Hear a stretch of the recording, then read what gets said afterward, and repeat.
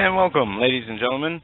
I apologize that our intro was playing instead of Sheila's. I screwed something up and erased it, and Sheila, I apologize for that. But you're listening to the Weekend Vigilante and Hagman Report with Sheila Zielinski. We have a great show for you tonight, as all the weekend shows have been so far. Just fantastic. Lots of information, a great testimony you're going to hear tonight. I'm going to turn it over to Sheila. I'm going to let her introduce the guest and start us off. But thanks for joining us. Yes, well, this is a very, very pinnacle show, a seminal show, if you will, folks.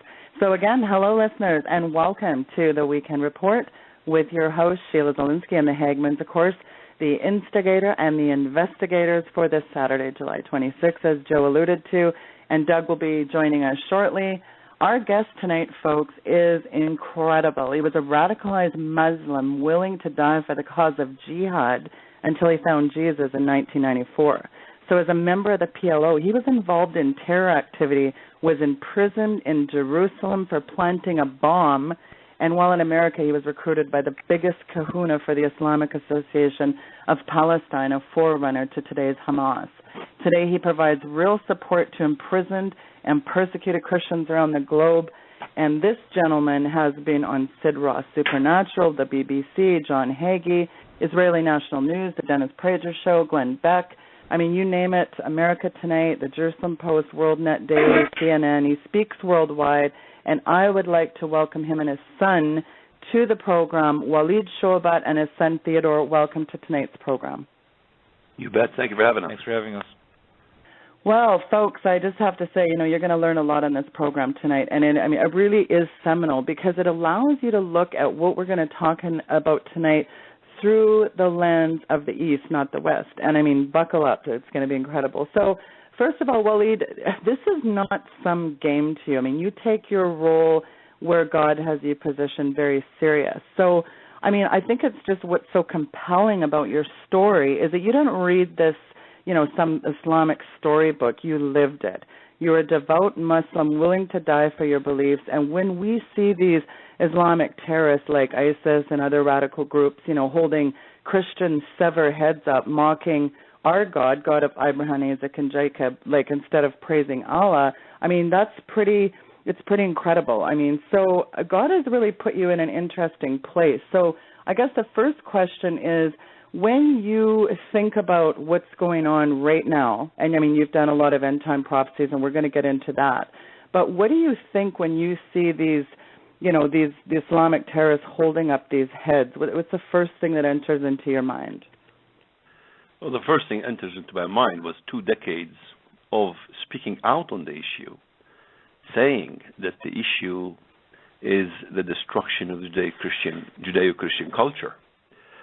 And when I read the New Testament in 1993, when I read the words of the Lord Jesus Christ, that they will come to persecute you, that all the things he said, the day is coming when they come to kill you thinking they're doing God a service. They're thinking they're doing God a service by beheading these people. All these verses in the Bible, as I read them, they basically sprung to my mind immediately to understand that I was on the wrong side. But I lived between America and the Middle East. Mom and Dad, my mother was an American. She didn't understand the Middle East, very typical of the American society today. And she thought love can conquer all because she was a Christian. She married a Muslim. So here I was between Mom and Dad. My dad taught Islamic studies. My mother believed in her Bible. I was watching my mom all these years, couldn't exercise her faith, couldn't go to church, couldn't read her Bible. She had to secretly share with me a few verses here and there. And then I always had thought my mother was wrong, my father was right, my whole society. In fact, when my mother tried to rescue us out of the Middle East, she was caught. And the entire society brainwashed us since we were young kids that America is imperialist society, America supports the Zionists, America is evil, Christianity has been corrupted, the Bible has been corrupted. The whole goal of Islam It's not just in the school issues. People think that curriculum makes a difference. Oh, if you give them good curriculum, that they could change their minds. But the problem is the mosque, in the mosque services, in the Temple Mount, when I went to the Friday prayers, listening to Ikrima Sabri, the Grand Mufti of Jerusalem, the relationship of the family between my grandfather, Hajj Amin al-Husseini, the Grand Mufti of Jerusalem, who was the colleague of Adolf Hitler, and he was notorious working in the Holocaust. So the history of my family stems from very much deeply rooted in Islam, deeply rooted in the society, deeply rooted in Palestinian revolution, deeply rooted in revolutionary mindset. Islam is a revolution that came to basically fight all other systems, to make the word of Allah to become dominant and to make the whole world and the whole globe subservient. When I became Christian in 1993, I began to speak about it in my local church on Sunday school, and people just couldn't fathom what I was talking about. That was in 1993, and this continued until 2001. Then September 11 hit us, and then people were calling me left, right, and center. The things you said happened. How did you know?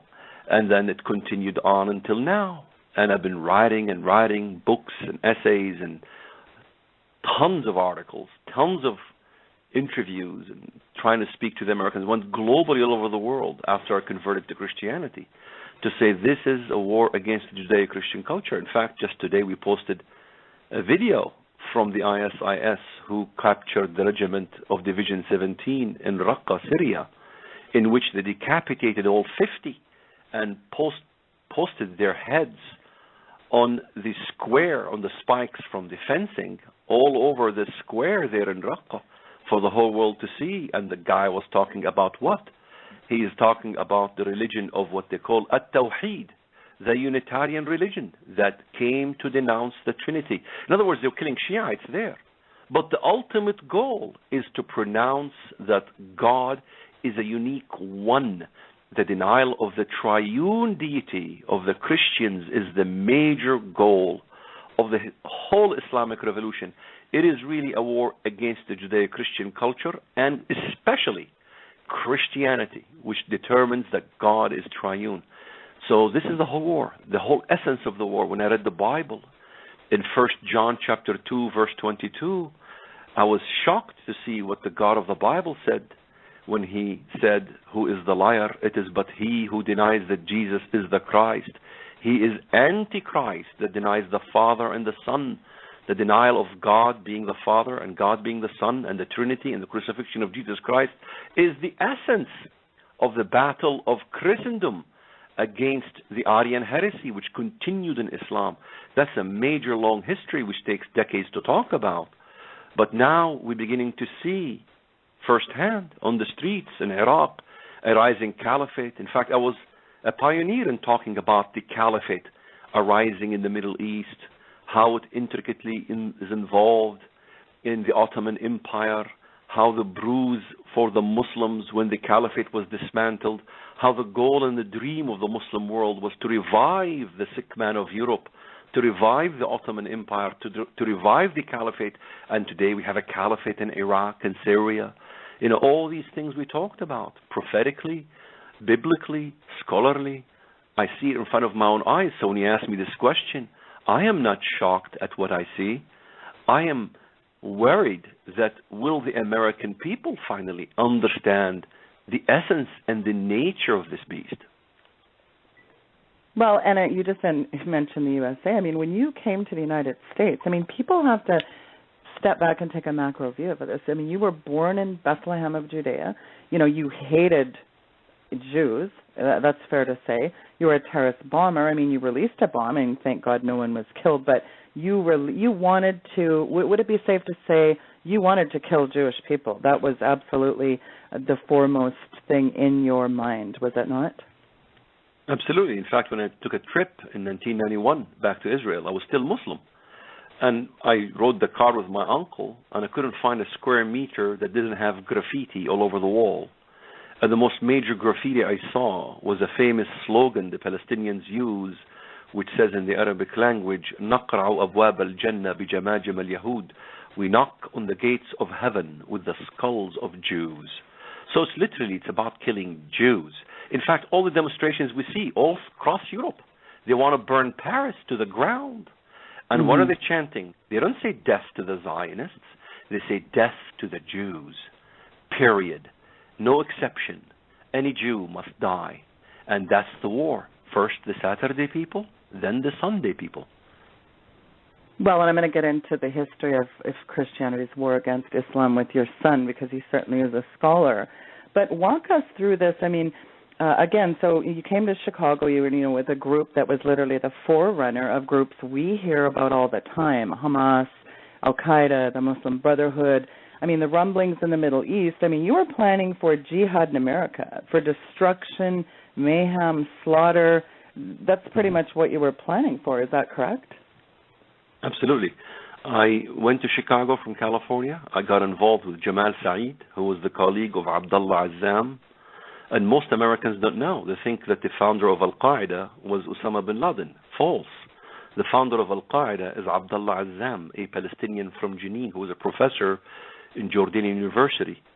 And he had a colleague, Jamal Saeed, who came to Chicago and began the beginning embryo in 1989, in the early 80s, and throughout the 80s. Yeah, because most now. people think it's a Saudi, don't they? But you're saying a Palestinian. No. Absolutely. Abdullah Azzam was a Palestinian. He was pre-Hamas. And this is a colleague of Abdullah Azzam, who was the godfather of Al-Qaeda in Chicago. We were training underground in basements, in hotels. We would rent hotels and just basically cover all the windows. Nobody in the outside would know what we were doing in the inside and training for the future jihad in America. Then it became the IAP, Islamic Association of Palestine, as you introduced me, which became the branch of Hamas, which gave birth to CARE, the Council of American Islamic Relations. There you have it. The civil rights group that supposedly defend Muslim rights in America, that's basically a branch of Hamas. And it collaborated with the Wahhabists, with the Muslim Brotherhood. And in fact, many of their leaderships were notorious terrorists who were still in jail for charges of terrorism. So even the FBI now refuses to deal with CARE. And so, they make all these... In other words, what we have here is an embryo that creates a facade that the Muslims are mistreated in America. And then they create all these programs, lawsuits, civil rights groups, and all kinds of things to basically cover up the agenda. If they want to basically establish the idea of that we can't basically criticize Islam, the critique of Islam. This is what happened with The Innocence of Muslims, the movie. I know the whole intricacy of the movie, who was behind it, who funded it, in fact. And it relates to the Salafists in Egypt. It is very well connected globally. This is a global mechanism. It's not a local mechanism.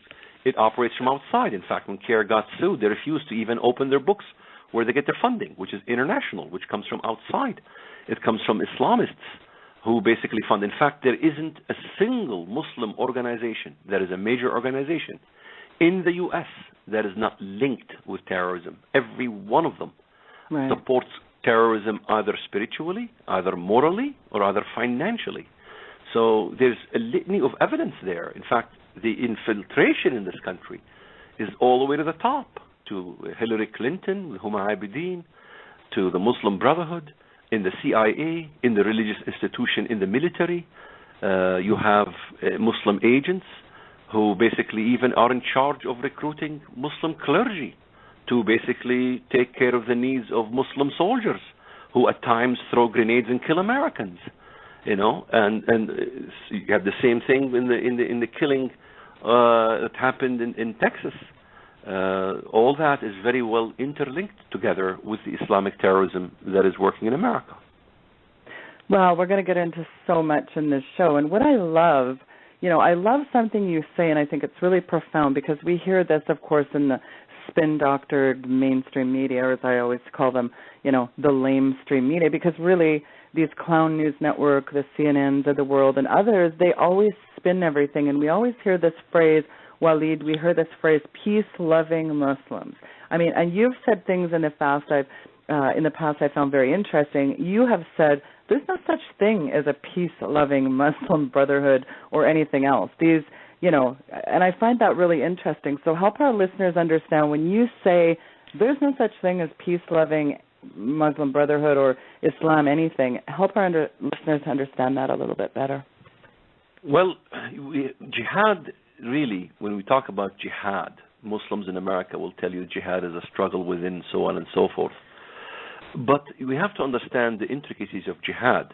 Jihad is not just simply fighting with a sword or the explosive act, if you will. Jihad comes by three stages. There is jihad al-qalam, jihad by the pen. There is jihad al-lisan, which is jihad by the tongue, by speaking. And then comes the jihad by the sword. In fact, in all the verses in the Quran and the Hadith, every single verse in the Quran and the Hadith is about jihad through violence. In fact, even the Hadith, which many talk about, that says that Muhammad, the Prophet of Islam, finally resoluted to the jihad within, doesn't exist.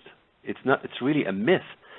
So there is much myth. There is an alkaline that is in the Quran, which basically conceals the acid reality, such as when Islam talks about in the Quran, there is no compulsion in religion. I mean, you can't force anybody into Islam. But you find other verses, like the verse of the sword, in which it talks about finding and uprooting the people of the book, killing them wherever they find them. So the slick willies of the Islamic movement will use those alkalines, which, by the way, are considered abrogated. There is a law of abrogation in Islam. And in fact, you look at the top scholars of Islam regarding the abrogation of these verses that they use in the West. And Westerners are naive about it. They don't understand it.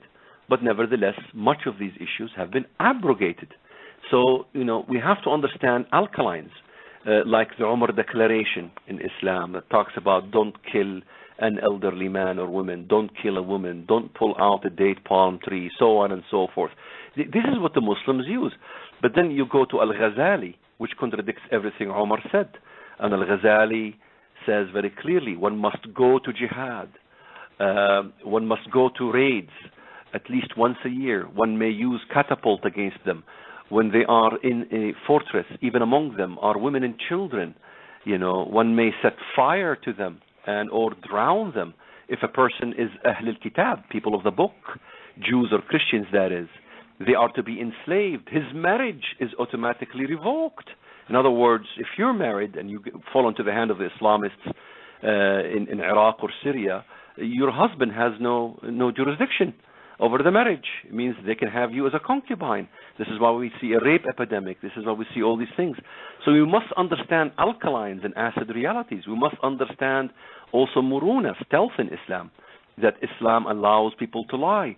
We have to look at Sheikh Yusuf al-Qaradawi. In fact, he is the grand mufti of the Islamic Sunni world, par excellence. And he talks about muruna. In fact, he has a whole legal code over muruna, which means stealth Islam, in which a Muslim girl now can marry a non-Muslim, like Huma Abedin marrying Anthony Weiner, is permissible, so long it advances the cause of Islam. Muslims can work in the banking system, so long, even though banking is forbidden in Islam, there is what they call usury, what they call riba in Arabic. So they're allowed to use usury and all these things. In other words, it is the definition of sanctioning prohibitions. Now, how can you sanction prohibitions? We have the Ten Commandments as Christians.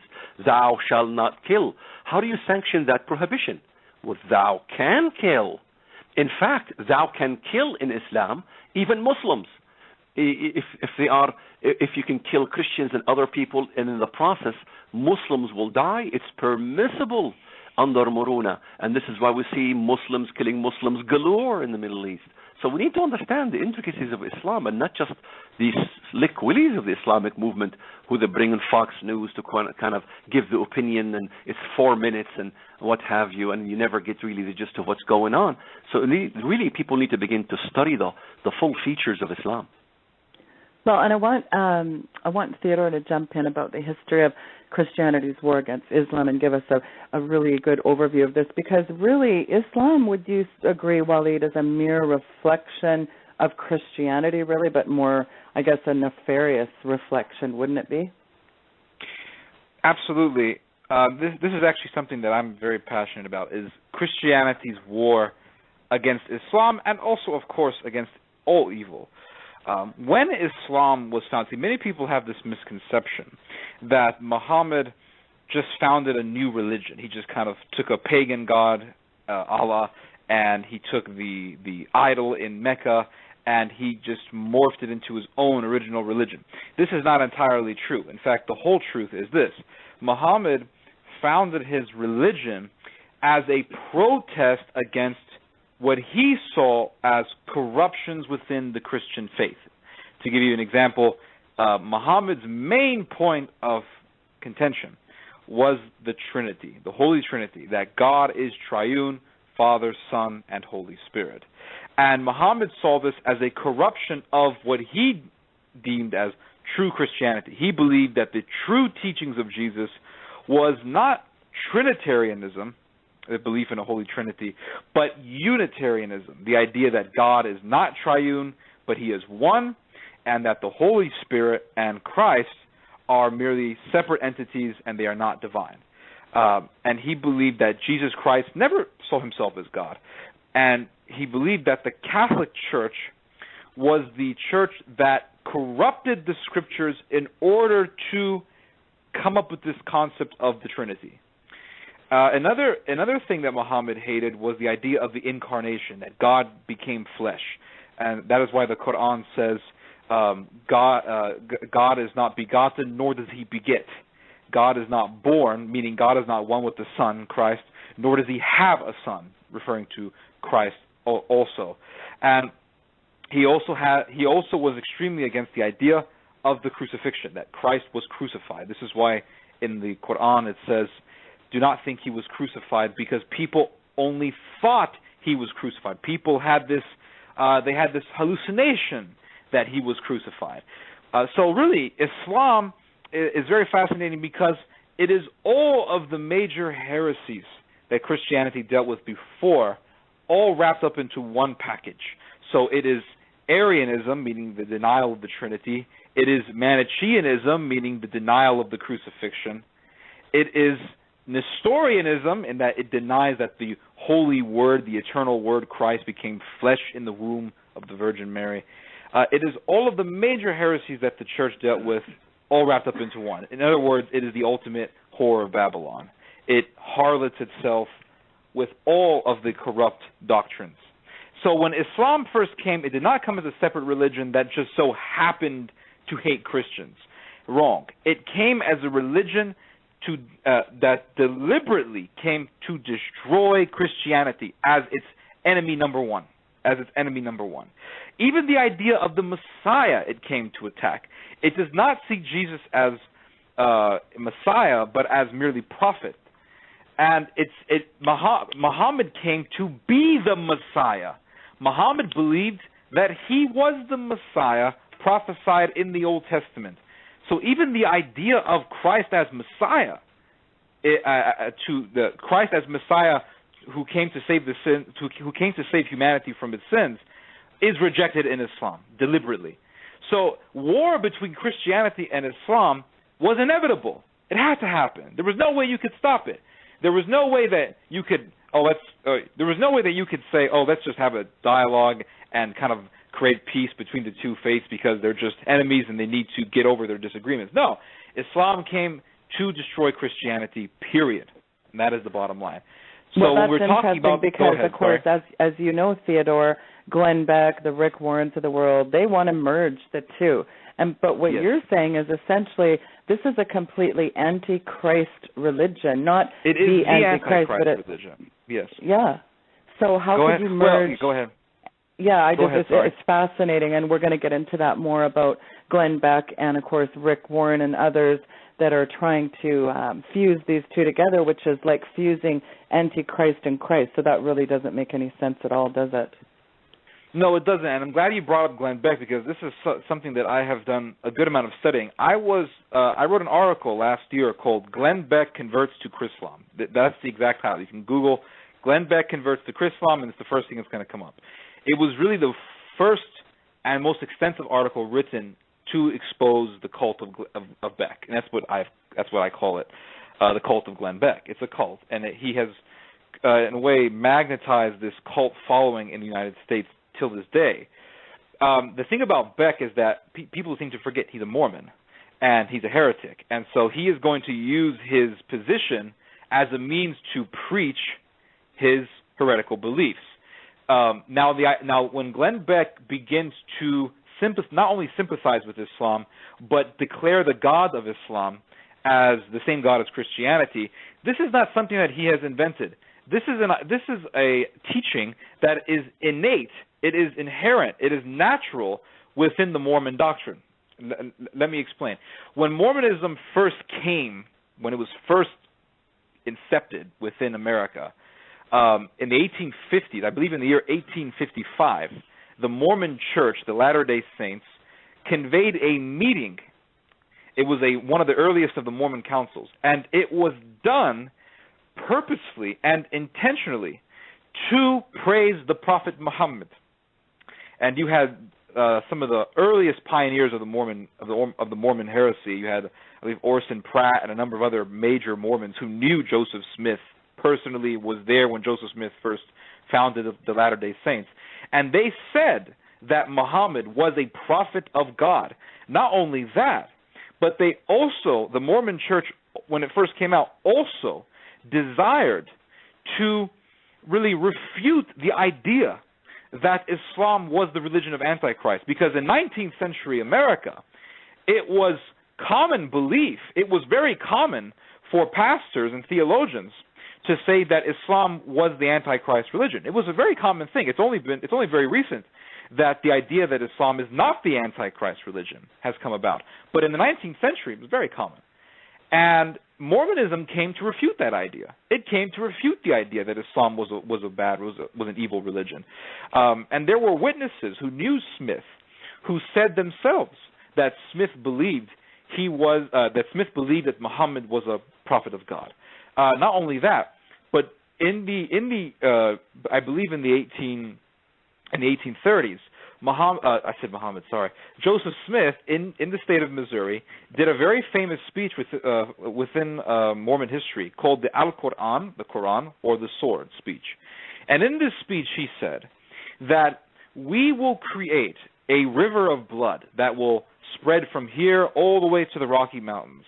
And in this generation, I will be the second Muhammad.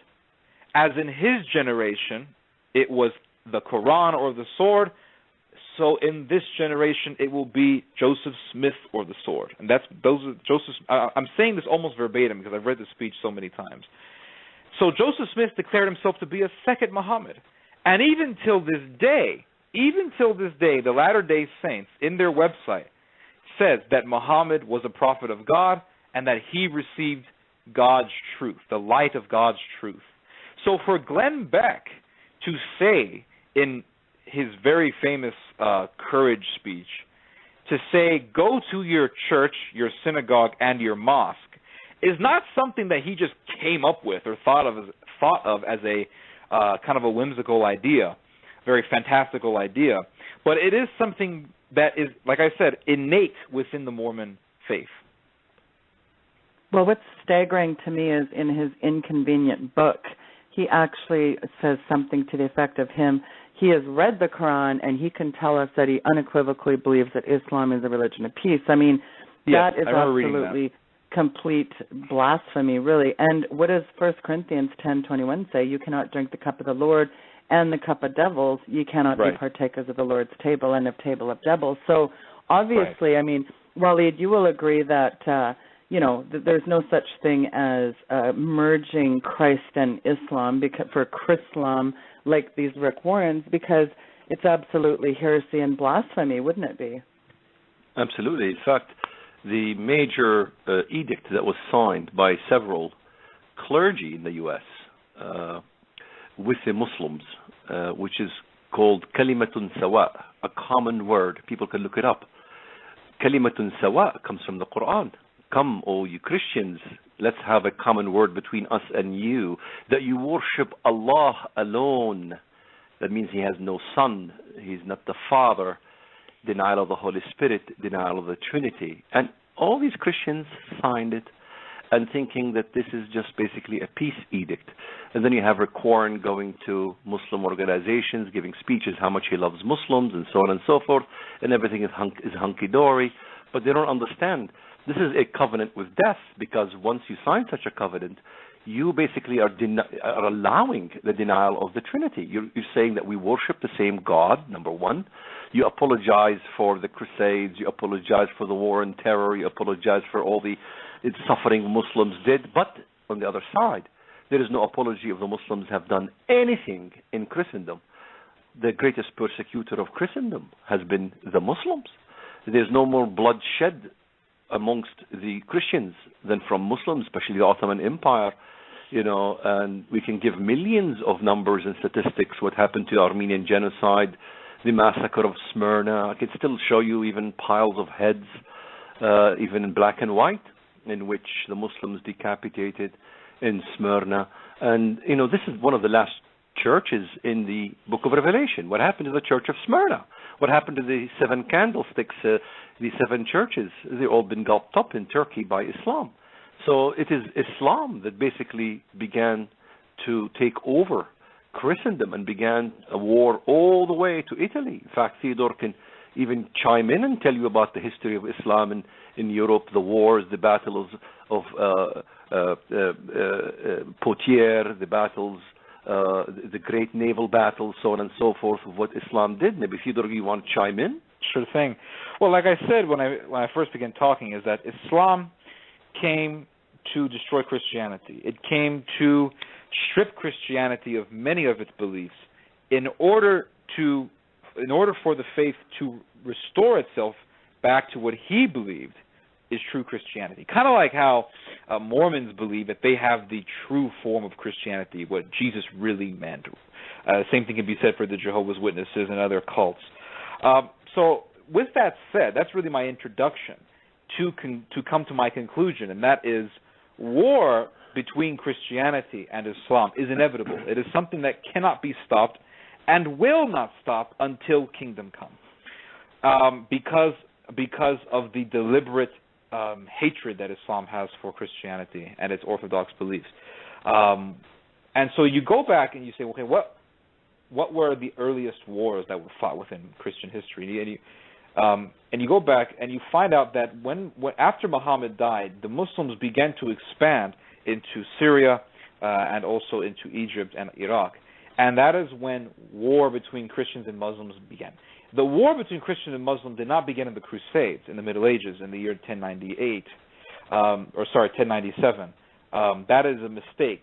The Crusades really began, between Muslim and Christian, that is, really began in the early 8th century, between Christian and Muslim. And that began between the Greek Christians, Byzantine Empire, and also the Muslims. And this happened when they began to invade the Middle East. When the Muslims invaded Egypt in the early 7th century, I would say, I think within the late 7th century or so, or 8th century, my mistake. I'm getting the dates confused, but it's very close to the time of Muhammad's death. When the Muslims invaded Egypt, they did not go in there immediately with weapons and begin to kill people at random. They first introduced themselves to the Egyptian Christians, and they said, "We are people like you, and we believe in one God like you." So the Muslims did not invade a nation with weapons. They invaded a nation with theological deception, is my point. In other words, they invaded with Chrislam. And they said, "We worship one God like you." And the Egyptian Christians said, well, if they believe in one God like us, where is the harm done? And so the Muslims entered Egypt, and they began to establish their own communities, and they began to multiply and multiply and multiply. And what happened is that the Egyptians began to favor the Muslims over the Roman Empire, because the Roman Empire was still controlling Egypt at that time, and the native Egyptians wanted no more of it. And so the Muslims said, well, if you give us money every year, we will rule over you, and we will defeat the Romans. So the Egyptians began to give them a large amount of money every year, and then the Muslims began to commence military conquest over the Egyptians and ultimately began to suppress the Christian religion. And when the Christians said, "Why are you invading us? Why are you suppressing us? I thought we were supposed to be friends." It's a very famous story that one of the Muslim military leaders looked at the Christian who was saying this and said, "Do you see that giant pillar over there?" He says, "Yes." He says, "Swallow the pillar." And he says, "It's impossible. I cannot swallow this pillar." He says, "So it isn't. Neither can we leave Egypt." And so they remained in Egypt, and the Romans came into Egypt, and they had a battle that lasted for a number of weeks, and the Romans were defeated, and they were driven out, and the Muslims invaded Egypt. And once they invaded Egypt, they began to carry out the Pact of Omar, which says that no new churches could be built.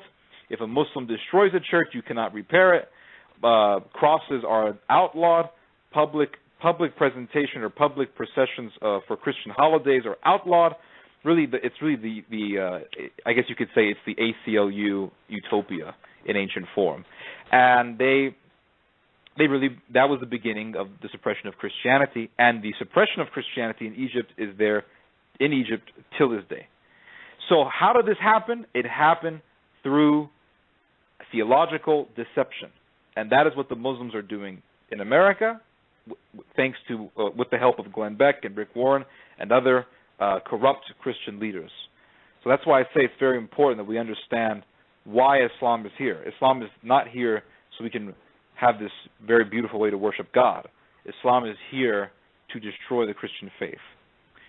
And well, so speaking of deception, I mean, what's really interesting to me, it's not just Glenn Beck and Rick Warrens of the world. It's also someone who is appointed to be the leader of our country, too. Barack Hussein Obama, Mr. claims he's a Christian. And, I mean, you were on a Chicago radio station, and you mentioned that our commander-in-chief is a Muslim, and you got relegated to the depths of the damned, and those are the nice ones, Walid. I mean, this was absolutely staggering that these people were asking you questions, and you get on there and say, well, this is what I see, and you were really quite, well, I doubt they ever invited you back to talk about it. But get into this thing with Barack Hussein Obama. First of all, my understanding is the word Hussein is never given as a second name to somebody that is not Muslim. Is that correct? Absolutely. It's one of the names of Muhammad. Muhammad has several names of Mustafa, Hussein, Muhammad, Ahmad. It's one of the names, it's proudly given to children. And his father's name is Hussein, very Muslim. In fact, even his uncle, Saeed Obama, I have a video clip in which he talks, and he says, nobody in the Obama family is not Muslim. That is including the president. This is in the Arabic language, of course. It doesn't transfer to the English until I capture it and show it to the American people. You have President Obama, New York Times. He said the most beautiful sound he's ever heard is the call to the prayer. Well, what is the call to the prayer? Allahu Akbar, Allahu Akbar. Allah is great, Allah is great. Ashhadu anna la ilaha illallah. I declare there is no God but Allah. Wa ashhadu anna Muhammadan Rasulullah. I declare Muhammad is the messenger of Allah. That's the statement of faith of Islam, conversion to Islam. Once you even recite and believe it. But he says this is the most beautiful sound he's ever had. So, okay, let's see. A Christian convert from Islam says that the call to the prayer, declaring the decree of Islam, is the most beautiful sound he's ever heard. How does that make any sense? I became Christian. I don't declare God as Allah and Muhammad is his messenger any longer. Where is his testimony? Can somebody here show me his testimony? If I suspected President Obama was a Mormon, Jehovah's Witness, New Ager, whatever, Buddhist, Shinto, nobody would say anything. But if I acquire information that President Obama is Muslim, oh boy, how dare you? How dare you equate the President of the United States with the religion of peace? Well, that should be a compliment, shouldn't it?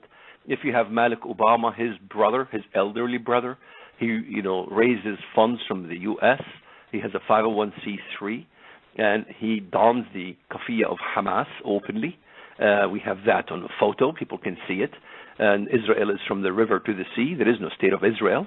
And he sits in the White House, and he collaborates with the IRS, and the IRS loses its emails somehow miraculously.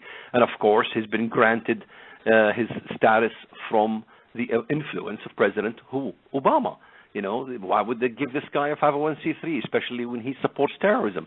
He works for the government of Sudan. The government of Sudan is considered a terror entity.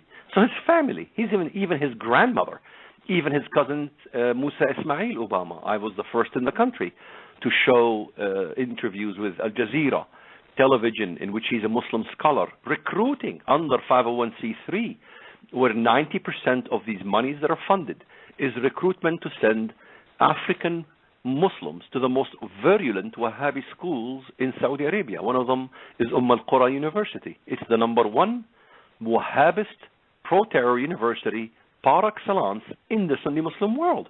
These are not small issues. These are on tape. This is confessions by the own family. This is not just some accusation by me, So you get it from the horse's mouth, from the family itself. So there's plenty of evidence that President Obama has always been sympathetic with Muslims. What's he doing against Bashar al-Assad, helping the Islamists in Syria, helping the Islamists in Libya, helping the Islamists in Egypt. This is no mystery. In fact, he wanted to make it illegal in America. There's no room in America for anybody who blasphemes the Prophet. Hello? Well, and there's lots of talk about the head of Homeland Security being a Muslim as well, and very integral positions within the U.S. framework being Muslims. Yes, I've heard of this. There's been from officials in the FBI, I believe, somebody in the FBI stated that. We don't have absolute evidence to it, but nevertheless, he's been very complimentary. He's spoken Arabic language. He's very complimentary of Islam, but he never, stated he was Muslim. So we can suspect that he's very sympathetic to Islam, at least. But he is a suspect to have been convert to Islam. And so we have this happening in a very top official in the CIA, in the government, in the military. This goes on left, right, and center in this country. But it's not surprising, really, when you look at the globalist connection to the kind of the Muslim Brotherhood, the Jihad, all these connections. Because look at the Grand Mufti, the Islamic people, their chief spiritual leader was received by Hitler too. So all these connections aren't probably really surprising to you. Well, yeah, I mean, the Hajj Amin al-Husseini, he was my grandfather's friend. He was in our house. He was collaborating. He was a Muslim Brotherhood member. And in fact, he twisted the arm of the Hungarian Prime Minister not to allow thousands of Jewish children to go to Israel, who all of them ended in the oven. He's the one that basically prescribed to the Nazis how to use trains from the genocide of the Armenians. So they mimicked the genocide of the Armenians in Nazi Germany. It was the Muslims who taught the Nazis how to use these trains. It wasn't no accident. It was Hajj Amin al-Husseini who basically recruited 2 divisions out of the 8 divisions of the Nazi war machine. The Nazi war machine constituted 8 divisions. 2 of them were Muslim fundamentalists, Al-Khanzar division and the Bosnian division, Albanian division. And you have notorious burning of churches, killing. They were the most notorious Nazis. The most notorious Nazis were Muslims. People forget that. They don't understand the intricacy between Nazism and Islam. In fact, Adolf Hitler himself stated, how much he wanted the religion of Islam to be the religion of the fatherland, of Deutschland, of Germany. He did not want the flabby Christian religion. It was too flabby for him. It was too peaceful for him. So, Hitler himself attributed to Islamic concepts. There's much connection between Nazism and Islam in history. Well, we see the Jews with their patch on their right shoulder. That's actually that's not a German thing, is it? No, actually not. It came from the Omar Declaration. In fact, the Omar Declaration is the declaration I basically quoted a few lines from at the beginning of the program. Don't kill, don't do this, don't do this. But if you look at the Omar Declaration regarding the treatment of Jews, Jews cannot be, and Christians as well, cannot be judges in a Muslim court. Jews must put a yellow patch on their right shoulder. That came from the Muslims. That is as old as, 700 AD. I mean, this is way ancient. It's way pre-Nazi Germany. So this marking on the shoulder with the yellow patch that the Jews had to do, and they put the Star of David, of course, on it, in Nazi Germany is reminiscent to what happened in Islam. They cannot adopt German children, Aryan children. The same thing in Islam. Jews cannot adopt Muslim children, and so on and so forth. They cannot be a judge in a Muslim court. The same thing in Nazi Germany. They cannot be a judge in a German court. They must live in ghettos. They must live in ghettos. If you look at the Edict of Umar Declaration versus the Nazis, you find it to be absolutely very, very similar. In fact, almost the same. So, in other words, a German cannot eat, a Jew cannot eat in a German restaurant. There's a ton of edicts, isn't there? Yeah, look at the marking what happened in Mosul. This has happened just last week. You have the Muslims putting the marks of N, Nazarene, following of the Nazarene religion, followers of the Nazarene Jesus. So they put the letter N, they put property of the Islamic Caliphate, on the houses of all the Christians in Mosul. The same thing happened in Nazi Germany, where the Nazis marked Jewish properties, Jewish businesses. Everything is the same that's happening in front of our eyes. In fact, there's no Christians left in Mosul. They're all been extradited, and the world is basically silent. And so you have 20,000 families basically evicted from their homes, taken over by the Islamic Caliphate. This is reminiscent to what happened in Nazi Germany, except this is much worse. Because if the caliphate spreads into Turkey, into Malaysia, into major Muslim countries, you have a major problem. You don't have a one Nazi Germany to deal with. You could have potentially 50 Nazi Germanys to deal with. Right. You have Pakistan, another Nazi Muslim Germany to deal with nuclear. They have nuclear weapons, 100 warheads. So we're talking about a major nuclear fiasco that could take place.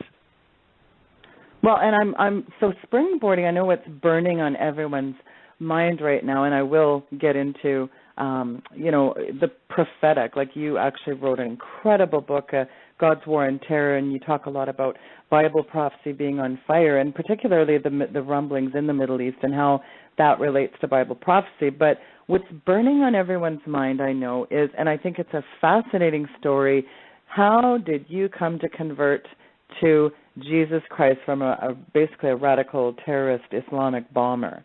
Tell our listeners that. Well, basically, when I read the Bible, the intricate things of the prophetic language that was in the Bible was very intriguing to me. Even the coming of Christ himself. We read the verses where it says Christ, he lands on the Mount of Olives in Zechariah. Most Christians, you ask in America, when you say Christ, where does he, when he comes to earth, where does he go? They say, well, he lands in the Mount of Olives. But they don't pay attention to the other verses. Isaiah 19, the Lord comes riding in a swift cloud and is coming into Egypt. Christ is coming to Egypt. God himself is coming down to Egypt. The idols of Egypt will totter before him. In fact, the believers in Egypt will call for a Savior, and God will send them a Savior and a mighty one. That's in Isaiah 19. Who is this mighty one? Gird your sword on your thigh, O mighty one. God comes down to earth. I never heard of such a concept. This is supposed to be a false concept. And then there he comes to Egypt. Well, what religion is Egypt? Muslims. So what's Christ doing fighting Muslims? Habakkuk chapter 3, there he fights Midian. Midian is the brother of Ishmael. That's Arabia, the Al Jazeera, we call it, the Arab island, all the desert countries. And then in Lebanon, he comes to fight Lebanon, and also Isaiah. Lebanon shall fall by the mighty one. I believe it's Isaiah chapter 11. And then you have all the verses where Christ is on earth fighting. He is fighting a Muslim nation. In fact, in the famous Zechariah chapter 9, he goes to fight Greece, Yavan, Ionia. Where is that? Ayawan or Ionia is in Turkey. He comes to fight Turks. In fact, he says he goes with the whirlwinds of the south. He's coming from Israel. From the south, where is he going? North. What's north of Israel? Turkey. In fact, if you look at every single reference, it was shocking to me. In fact, I asked that to every American Christian. I say in every single reference where a nation is mentioned by name that God deals with in the ends of times, whether Christ is on earth or pre-Christ coming to earth, is always a Muslim country. Every single name of any country he deals with is Muslim. In fact, even the casting of the nations into the pit, Ezekiel chapter 28, 29, 30, 31, 32. Then you go to 38. They forget, they talk about Ezekiel 38, but they forget Ezekiel 28, and 29 and 30 and 31, and there he deals with Lucifer, the Antichrist, in chapter 28. He casts him into the pit. Then he casts other nations. In chapter 30 of Ezekiel, there's Lydia, which is Turkey, Libya, North Africa, Algeria, Tunisia, Morocco, Mauritania, Egypt, Muslim country. Then you continue to chapter 31, 32, and there is every single nation, the Arabs, Gomer, Bet Togarma, all in Asia Minor, the Turks, the southern republics of Russia. You have every single country, Syria, Iraq, Syria. It's amazing. It's quite amazing. Every single nation is Muslim.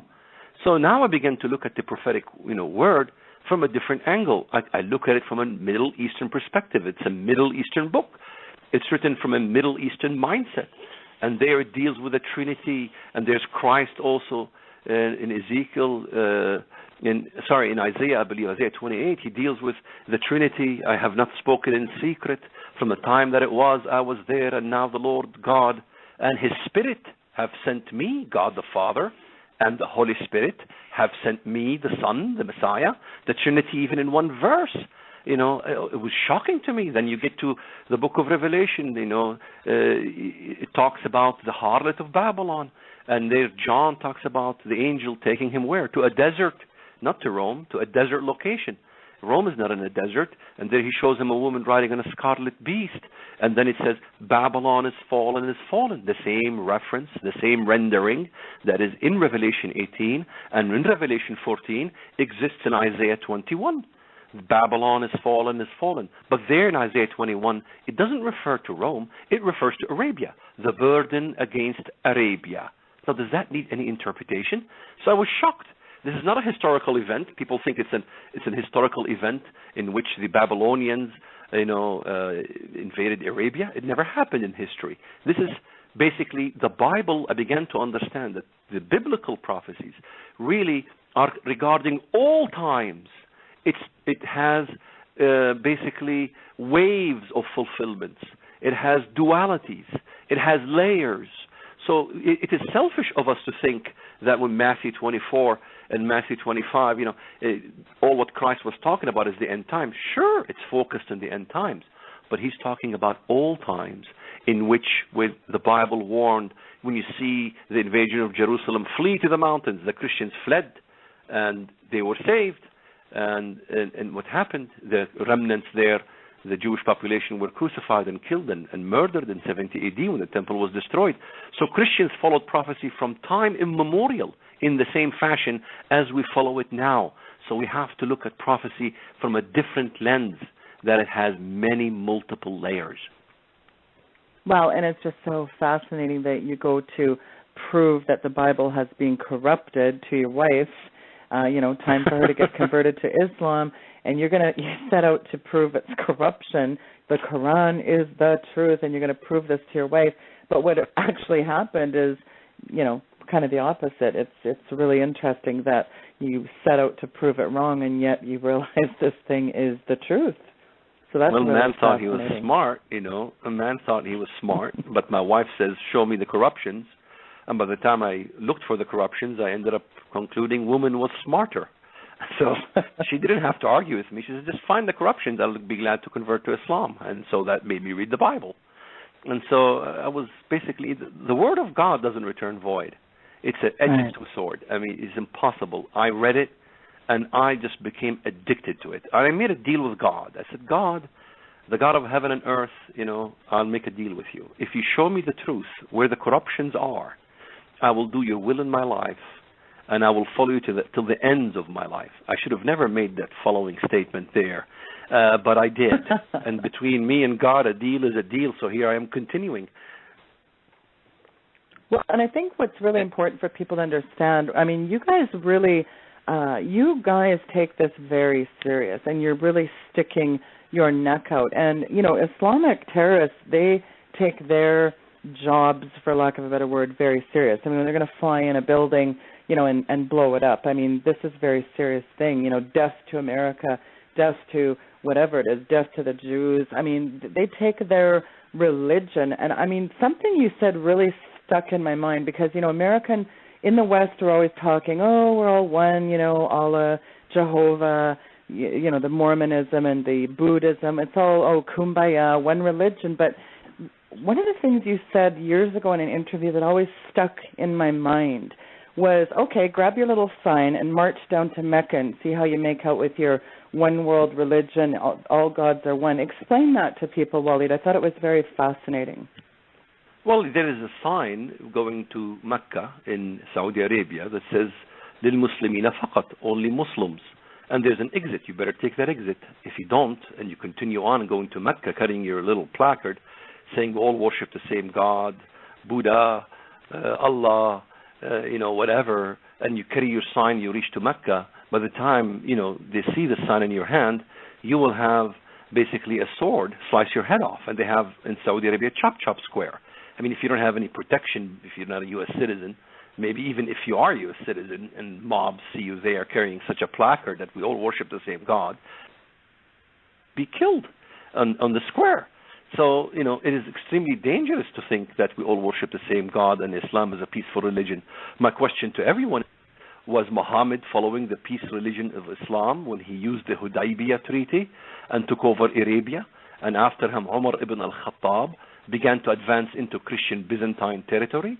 Do these analysts really who say Islam is a peace-loving religion want to talk about my mother, who upon her moving to the Holy Land to only become a captive of Islam, she too was clueless how every Muslim is educated on the importance of the decisive Battle of Yarmouk in August 636, when the Christian emperor Heraclius was defeated by the Islamic hordes. Were they practicing the religion of Islam, peaceful Islam? Were Muslims far from following the peaceful religion of Islam when Sophronius, the Christian Arab, from my village Bethlehem on the day of the Epiphany in 636 AD, he bewailed the destruction of the churches and monasteries, how the sacked towns, the fields laid waste. Is Saudi Arabia and Qatar following the peaceful religion of Islam when they send incursions into Syria of replicas of the same ancient savages, beheading Christians, raping, burning, and destroying everything in sight? And now the American Christian is unaware that he would take the side of such savages in full support of the so-called Free Syrian Army, when President Obama supported the Free Syrian Army, which basically evolved into something else later on. You have al-Nusra and everything else. Now you have the ISIS beheading people left, right, and center. Were Muslims not following the peaceful religion of Islam when Arabia made its conquest in Christian Syria in 637? But, I could go on through the whole history. The entire history of Islam is reeked with blood and skulls. We are a people, we used to say as Muslims, we are a people who build our fortresses of the skulls of the enemies we defeated. I know what Islam was. I was one. It was. I could show you pictures of skulls, fortresses forts made out of skulls. The beheadings of multitudes, 60 to 80 million in India alone. There's the biggest Holocaust in history of mankind. Started when Muslims killed the Hindus in India. So we can go on, not just Christians, even Hindus. Well, you're right, and you're right. You said something very important. The Middle East is aflame right now. I mean, this ISIS from Syria to Iraq has really rattled America, and we're going to get into that after we go to the break here, and we're going to get into the prophecy. And I really thought this was a very fascinating book that you wrote, God's War on Terror. So just jump in here, Doug and Joe. I mean, I know we're at the top of the hour, and then we can go to Sheila, the break. You're doing a great job in Walid about how you were told to read the scriptures and point out the inconsistencies. You did it in a way where, some people read the Bible for ammunition, some people read it to back up their own ideas of how things are. But what your story you just told tells me you read it with a heart of wanting to understand, and I wish more people would read the Bible with that same attitude, because so much would be revealed to them, and we would see such an increase of growth in Christians, and it's inspiring to hear other stories that are like yours, and I appreciate it so much. Folks, you're listening to the Hagman and Hagman Report on this Saturday, July 26, 2014. This is the Weekend Report with the Weekend Vigilante and with Sheila Zielinski and Hagman and Hagman. Only one Hagman right now, but my father, Doug, will be here shortly. We're going to go to a break. We will be right back after these short messages. Stay with us. And welcome back, ladies and gentlemen, to a very special weekend edition. It's the Weekend Report featuring Sheila Zielinski, the Weekend Vigilante. Folks, visit theweekendvigilante.com, visit our website. It's on the right-hand side of HomelandSecurityUS.com. Right now, as we speak, you can one click, it'll take you right to our website, and there you'll have it, as well as our very special guest, Mr. Walid Shoebat. His website as well is connected directly to HomelandSecurityUS.com. Use that. Go ahead and make a one-click move over there. Explore his website. Just an extremely valuable website as well. Sheila, hi. Well, hello, Doug. And hey, listeners, if you're just joining us again, it's your host, Sheila Zielinski, and Doug Hegman here with our friend Walid Shoebat, who was a radicalized Muslim willing to die for the cause of jihad until he found Jesus in 1994. So, think about that, hey? Here's this PLO involved in terror activity, Doug, and prison for, in Jerusalem for planning a bomb. I mean, this guy was, he's with the group that was essentially a forerunner to today's Hamas. So how interesting that we have someone who is now, able to provide us, didn't just read a book on the subject, lived it, and can actually give our listeners a real insider's view of really what's going on. And one of the things that I found so fascinating about Walid is that he has mentioned, again, over and over and over on various, whether it's with John Hagee or Sid Roth's prophecy, he's always talking about how this plays out in the end-time prophecy. So, Walid, and I'd like both you, of course, and your son, Theodore, to really get into how prophecy is on fire. It's really unfolding, and how the Middle East is really, we see it all over the prophecy, from Mark of the Beast to, how this plays out. Get into that for our listeners, please. Well, sure. Maybe we can take what's going on today with the caliphate. In Mosul, we have seen the Caliph al-Baghdadi being pronounced, and people were giving him what is called bay'ah, allegiance, and he's called the Prince of the Faithful. So he's given the title of the Prince, and he's given allegiance by the multitudes. In fact, in my website, I show videos on how they give allegiance by raising the right hand and their index finger, in which they say there is no God but Allah, and then the index finger means Allah is a unique one, the denial of the Trinity, and they put badges on their foreheads. When we read Daniel, it talks about the Prince who is to come. It talks about giving allegiance. So it's very much, when you read the book of Daniel, the book of Revelation, or Isaiah, or any prophetic book, you see these things. If you were Muslim, you would see it very clearly that is speaking about the religion of Islam and the Muslim people.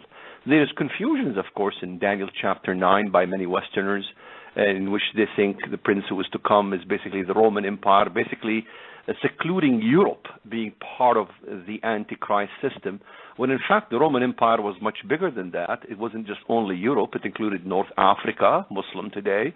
The eastern leg of the Roman Empire was Turkey, Muslim today. So they insist that the Antichrist comes from the West, but there's no reference in the Bible that he comes from the West.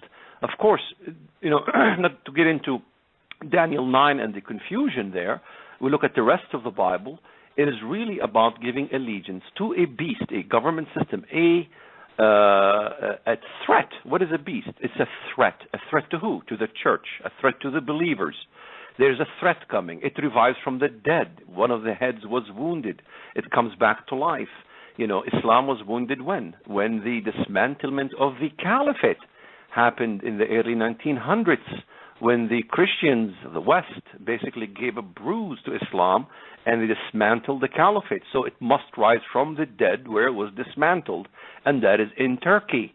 And so Turkey is in the Bible, mentioned in warfare with Christ in Zechariah chapter 9 in the Bible, mentioned in Ezekiel 30 as Lydia in the Bible, mentioned by Jesus Christ himself, Pergamum, thou art the seat of Satan. The seat of the Antichrist, or the seat of the devil on earth, is in Pergamum. Well, today that is in Turkey. So Turkey plays a major, intricate role. I've been saying this for 2 decades. When Turkey was a peaceful nation that had deals with the U.S. and had deals with Israel and basically was pro-Israel, and today what do we see? We see Erdogan of Turkey rising and saying Jerusalem is the apple of the eye of every Muslim. Has he been reading the book of Zechariah the prophet? Jerusalem is the apple of God's eye, not every Muslim's eye. And so there they want to establish a hegemony throughout the Middle East. They call it the Turkish model. Turkey is a Sufi Muslim country. It has the ability to unite with Persia because they adore the icons of the Shiites. They're not like the Wahhabis. We see today a war between Shia and Sunni because of disagreements over who inherits the caliphate. And there you have Turkey can unite all these fractured parties, and they're talking about making peace resolutions between Shia and Sunni, and Erdogan is leading the way. And so we see in the Bible, throughout the scripture, all these things written in detail. As I mentioned, Ezekiel 28 to 39, very clear, talking about the reference of Islam. When the Bible talks about chief prince of Meshech and Tubal, this is Gog. Many believe that Gog is separate. That's in 38, is it not? The coming of the last World War. It talks about Gog and Magog. Is that correct?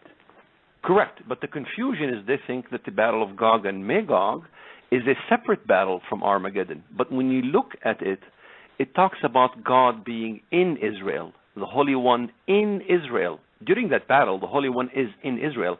Throughout the whole verses in the Bible is the Holy One of Israel. There's only one verse in the Bible. The Holy One is in Israel, and that's in Ezekiel 39. Continuation of Ezekiel 38. Gog is the chief prince of Meshech and Tubal. And Tubal, yeah. That's right, and that's not Moscow and Tobolsk. That is Mushki and Tabalani. I'm from the Middle East. We know where Mushki is and Tabalani is. It is in Turkey. It is in Asia Minor. And so you look at the other nations, Beit Togarma, Gomer, and so on and so forth. Those are all in the southern republics of Russia. In fact, if you look at every historian that deals with these nations, these entities mentioned in Ezekiel 38, and they give the references historically, all of them, no exception, refer to the southern republics of Russia. If you take Hal Lindsey's book, or any book you like, where they talk about Russia being Gog and Magog, and they use historical reference. Oh, Joel Rosenberg, how about that one? All of them. Read any historical reference they use. If you look at the historian makes correct quotes, and he says the southern republics of Russia. They assume that the southern republics of Russia migrated to Russia proper, when the southern republics of Russia are entirely different kind of people. They're not Scandinavians, they're not Slavic, they're different people. They're Turkic people. And so if you look at the history itself, look at any historical reference, look at any map of the Bible, any map you like, whether the Macmillan Bible Atlas, the Moody Bible Atlas, the Encyclopedia of Bible Lands, all of them show Magog, Meshech, Beit Togarma, the nations of Ezekiel 38 in Asia Minor and the southern republics of Russia. They didn't migrate to north. They remained there. In fact, when the communism fell, what happened? They became the CIS nations, the Commonwealth of Independent States. They are all Muslim, and they're separated from Russia. So now we see the truth, and now everybody is going back to the chalkboard to try to figure out where they went wrong. They all went wrong. Then they have mistakes about the European Union. They thought the European Union was the Antichrist. So when Greece joined as the 10th nation in the early 80s, they said, well, this is it. We have the 10 nations. But now we have over 25, 26, 28 nations joining the European Union. So how many toes are in the statue of Daniel? 20-some toes in the right foot, but the left foot, the eastern leg, has no toes whatsoever? How does that make any sense? It's 5 from both toes. But if you look at North Africa, which is mentioned in the Bible under Put or Foot, and Libya, that's North Africa, Algeria, Tunisia, Morocco, Mauritania, there are 5 states right there who are on the western part of the Roman Empire. So you cannot revive a Roman Empire and ignore what the Bible mentions as Put and Foot, and they join with Persia, and they join with Turkey in Ezekiel 38, and they are also in Ezekiel 30. In Ezekiel 30, sets the record straight. Ezekiel tells us who the nations are that are involved in Ezekiel 38. He mentions Persia. He mentions Libya, the same nations mentioned in Ezekiel 38. But in Ezekiel chapter 30, he adds Lydia, which is Turkey, and no scholar of the Bible and no historian in the world can disagree that Lydia, with a D, not a B, Lydia is Turkey, no other than Turkey. Yavan, Ionia, mentioned by name in the Bible, mentioned by name with the battle with Christ himself. So here they are, ignoring all the literal references, simply starting prophecy at the end of the book in Revelation and trying to understand Revelation without looking at the literal references given to us by all the prophets of the Bible. So we don't study Revelation standalone. What we need to do hermeneutically is to apply the literal references of the Bible, superimpose them on Revelation, then we get a much better picture of what Revelation and what John was speaking of when he talked about the harlot of Babylon and Arabia in Isaiah and so on and so forth, Mecca, Kaaba. Today, if I ask anybody, where is Babel? They will say Babel is a historic location in Iraq. It's destroyed. Well, if you ask an Arab today where is Babel, they will tell you Babel is in Mecca. On Babel, there was a very recent building. It is the largest building in the world, literally larger than the tallest building on earth. And it is composed of 7 buildings reminiscent to the towers of Babel. The towers of Babel were on top of each other. This one is next to each other, overlooking Mecca. It houses the pilgrims in Kaaba. It also looks at the moon and gazes at the stars and so on and so forth. Very reminiscent to Babel. And what is the story of Babel? Let's speak in one language. Let's go to build us a city. They all went to pilgrimage to that city. They all left their languages and spoke that one universal language. Islam, a religion, you cannot worship Allah unless you speak that universal language, the Arabic language. And what did they do? They said, let us take everything we have. So they take pitch and bricks. Hello, what are the Muslims doing in Arabia today? Let's take everything we have. What do they have? Pitch, petroleum. And let's build us a name. And that's exactly what the Muslims are doing, using the petrodollar and so on and so forth to export Islam. If we get into the Bible, in Jeremiah, in Revelation, we look at the city and the sailors looking far off, weeping and wailing, Alas, Alas, that great city there in the Red Sea. Jeremiah tells us, I heard the noise of her destruction on the Red Sea. Not the Sea of Marmara, not the Mediterranean Sea, but the Red Sea. That city is by the Red Sea, exactly where Mecca is located today. What an intellectually stimulating. That's really interesting. I didn't mean to talk over you, Sheila. I'm sorry. I just want to say what an intellectually and historically stimulating dissertation by Walid Shoebat, and folks, what a treat to have him on. Sheila, go ahead. I'm sorry. Yeah, him and his son, absolutely incredible information. So you kind of give us an overview of Ezekiel 38, the Battle of Gog and Magog, and you mentioned that, Gomer, Libya, Persia, Ethiopia, Tegama is in there as well, but you also mentioned burning pitch. So we're assuming Arabia will be burning literally then. God will destroy Arabia. Would that be fair to say? Well, that's what you said is in the Bible. Read Isaiah chapter 30, I believe, in which it talks about Edom. It shall become burning pitch. It shall never be quenched day or night. Its burning will ascend forever. It will be burned, the petrol, burning pitch. Zifet in Hebrew is petroleum, and in the English translated correctly as pitch. And where is this Edom? This Edom is not Jordan. In fact, in Ezekiel 25, I believe, God proclaims it. God says, I have stretched out my arm against Edom and made it desolate. From Teman and they of Dedan shall fall by the sword. Where is Teman? Yemen. Where is Dedan? Arabia. No scholar disagrees. Dedan is Arabia. And where is God's arm? God says, I will stretch out my arm. That's how important this event is, that God will stretch out his arm. Who is God's arm? Let's look at the Bible. Isaiah chapter 53. 53 tells us, what's the first verse in 53?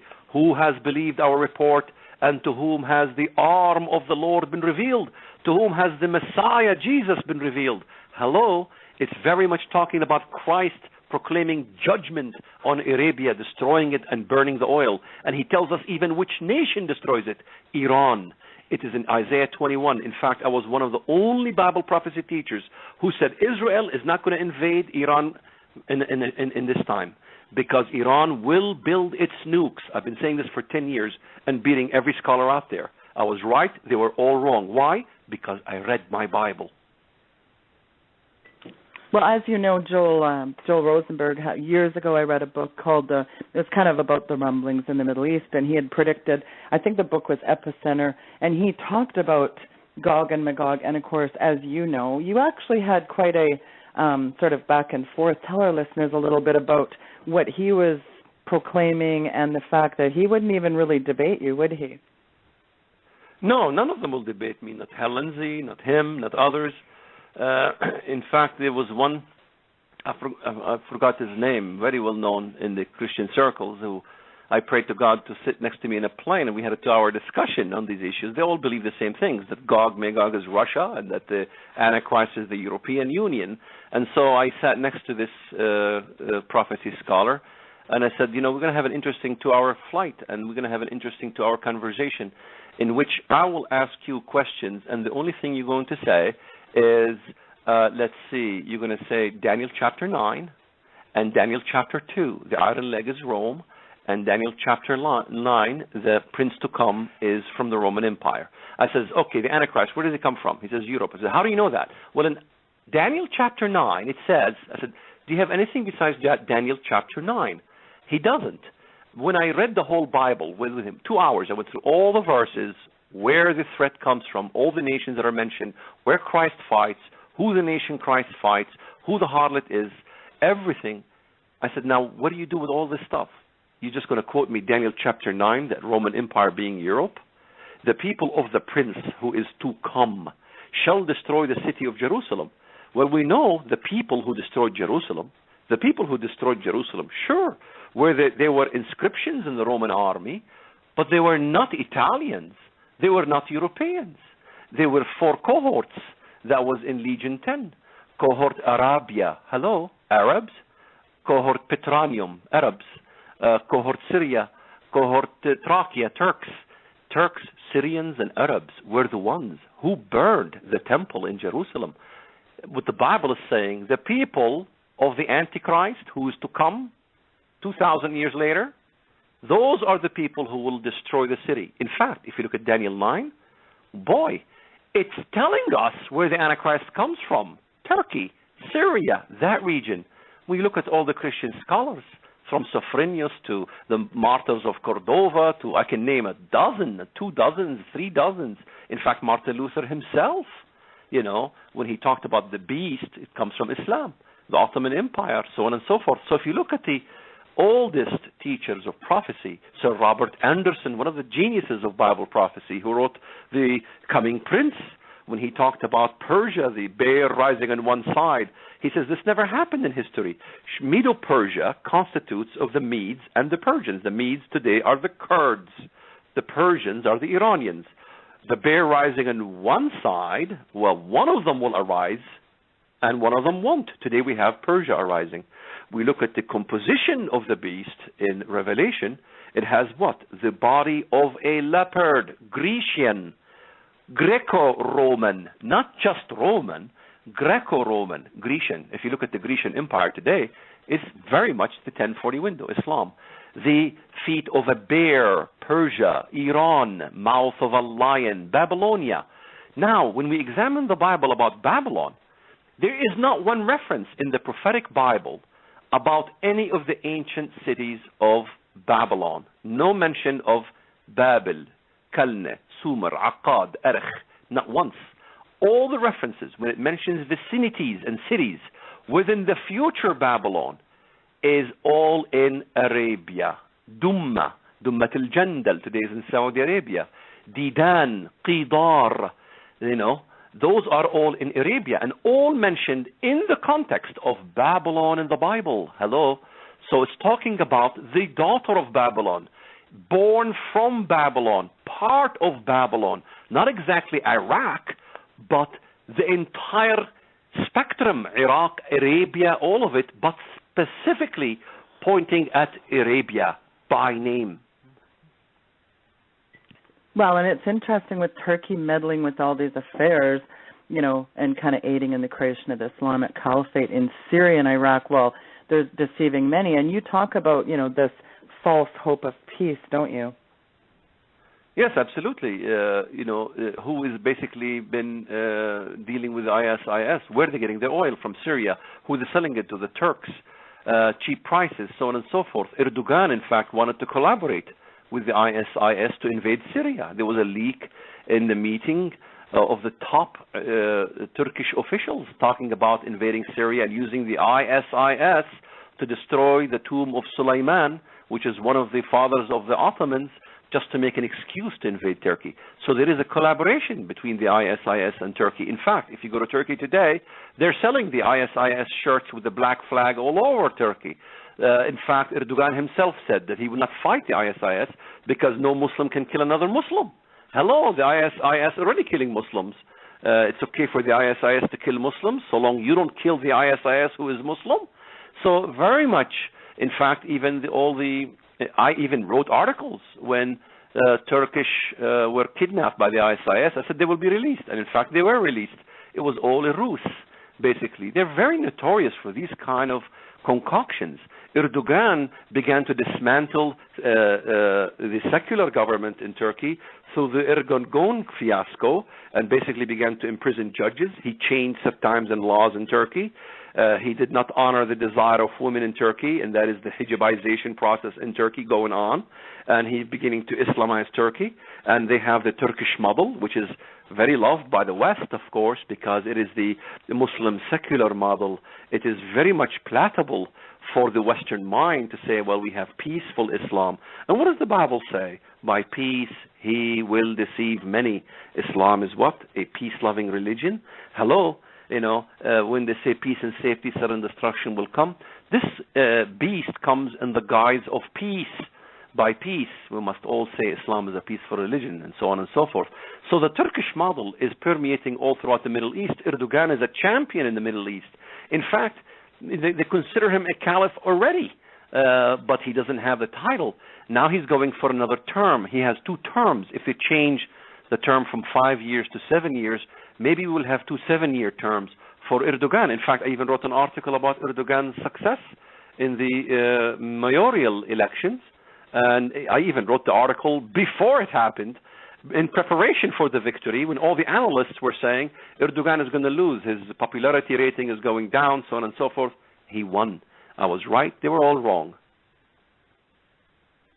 Well, it's interesting. It almost seems like Turkey is to Syria what Pakistan was to Afghanistan in the 1990s, doesn't it? Absolutely, yes.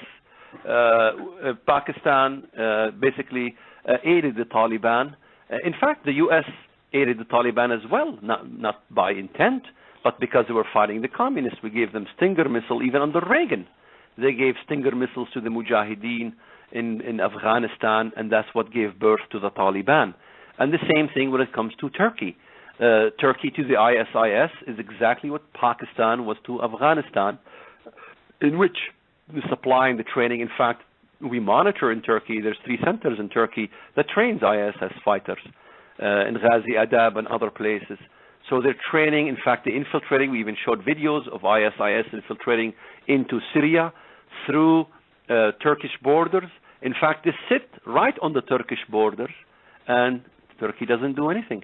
So they're waiting for the right moment to somehow take over this caliphate in Iraq and in Syria and proclaim a much larger picture of a major caliphate from Turkey.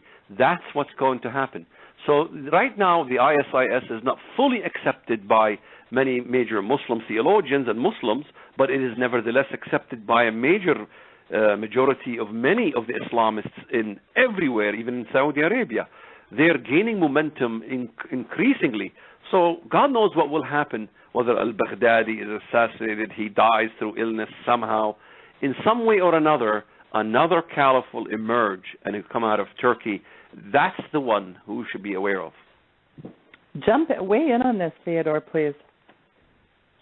I wanted to add something to what my dad was saying about Saudi Arabia being the harlot of Babylon. When you look into the Tower of Babel, because the Tower of Babel has always been viewed by theologians as kind of this archetype to the harlot of Babylon, or an archetype to the religion of Antichrist. And so it's very important to understand what is the Tower of Babel if we're going to fully comprehend what is the harlot of Babylon. You look into the Tower of Babel, it's traditionally believed that the builder of the Tower of Babel was a man named Nimrod. And you say, well, who was Nimrod? Well, the Bible says that he was a Cushite, and many times we think, well, that means he was automatically an African. Now, Cush in Hebrew means Ethiopia. So, yes, biblically speaking, he was an Ethiopian. But he was not an Ethiopian in the sense of he was from what we call Ethiopia today. In antiquity, and also in ancient Israel, or even when we look into the geographical works of the Romans and the Greeks, what we find is that Ethiopia was identified not with what is today called Ethiopia, but with southern Arabia, what is today called Yemen and Oman, the southern Arabian countries. And the Bible tells us that Nimrud, his kingdom consisted of a city called Akkad. Now, what is Akkad? Akkad was an ancient city in Iraq, and it consisted of a people called Akkadians, obviously. Who were the Akkadians? The Akkadians were a people who came from South Arabia. Their religion was South Arabian. In fact, they worshipped a goddess by the name of Astar. Astar would become the archetypical goddess of the Arabs. And Astar would later evolve into Alat, and Alat would eventually become what we today call Allah. So Allah is a South Arabian deity. In fact, Mecca, the holy city of Islam, was built by South Arabians. So when we can conclude that Nimrud is really a South Arab, and he is part of a race that migrated from South Arabia into Iraq today, then we can conclude that the Tower of Babel is in fact a product of Arabian religion. So when we're going to talk about the religion of Antichrist and connect it with the Tower of Babel, Arabia has to be part of the equation. Arabian religion has to be part of the equation. So when we look, I know earlier in the show I said Islam was a Christian heresy, and of course that's true, but it is a Christian heresy that that was merged with the native religion of Arabia, and that is why we have Mecca, that is why we have the Kaaba, that is why we have the black stone. We have these pagan symbols within Islam, because even though it is a Christian heresy, nonetheless it is still an Arabian religion. And like my father says, the Tower of Babel really was a place of pilgrimage. I think it's a misconception to say that the whole world lived in Babel, because in the book of Genesis, in the Table of Nations, Genesis chapter 10, every time the book of Genesis recounts the children or the grandchildren of Noah and their descendants, it always says in the end, and these are the sons of Japheth, their nations, their people, their tongues, their languages. And it does the same with both the descendants of Ham and the descendants of Shem. So therefore, if we read Genesis as chronologically, there were different languages in existence before the Tower of Babel. So that's why I conclude the Tower of Babel really was a place of pilgrimage where people would come together and be interconnected through a singular universal language. You know, in fact, in the Bible, Allah, the feminine root of Allah, is in the Bible. When they harassed the Israelites building the temple, who were they? Tubya, Ghasham, and Sanballat. It's in the Bible. Allat, Sanballat, the god Sin, and Allat, the female deity, Allat, is the feminine root of Allah. In fact, if you say Allah, the feminine, is Allat. Allah and Allat, those were the deities in Arabia. So Allah is not a recent deity. In fact, Theodore was the one who basically broke the record in talking about, in writing about, where the oldest reference to Allah Yes. In fact, this was the oracles of what, Theodore? No, I wrote an article a number of years ago called "The Oldest Reference to Allah." It's still on the internet today, and what I did is I found a translation of a very ancient text amongst the most ancient of all texts, called the Epic of Atrahasis. In the Epic of Atrahasis, in the beginning, it mentions a deity called Allah, and it says that Allah was the one who began the rebellion amongst the gods. And it states that Allah used fire and weapons, and he let's say pushed the other gods to revolt with violence. And it's very fascinating because the Epic of Atrahasis was written not in Sumerian, but it was written in Akkadian, which is a South Arabian language.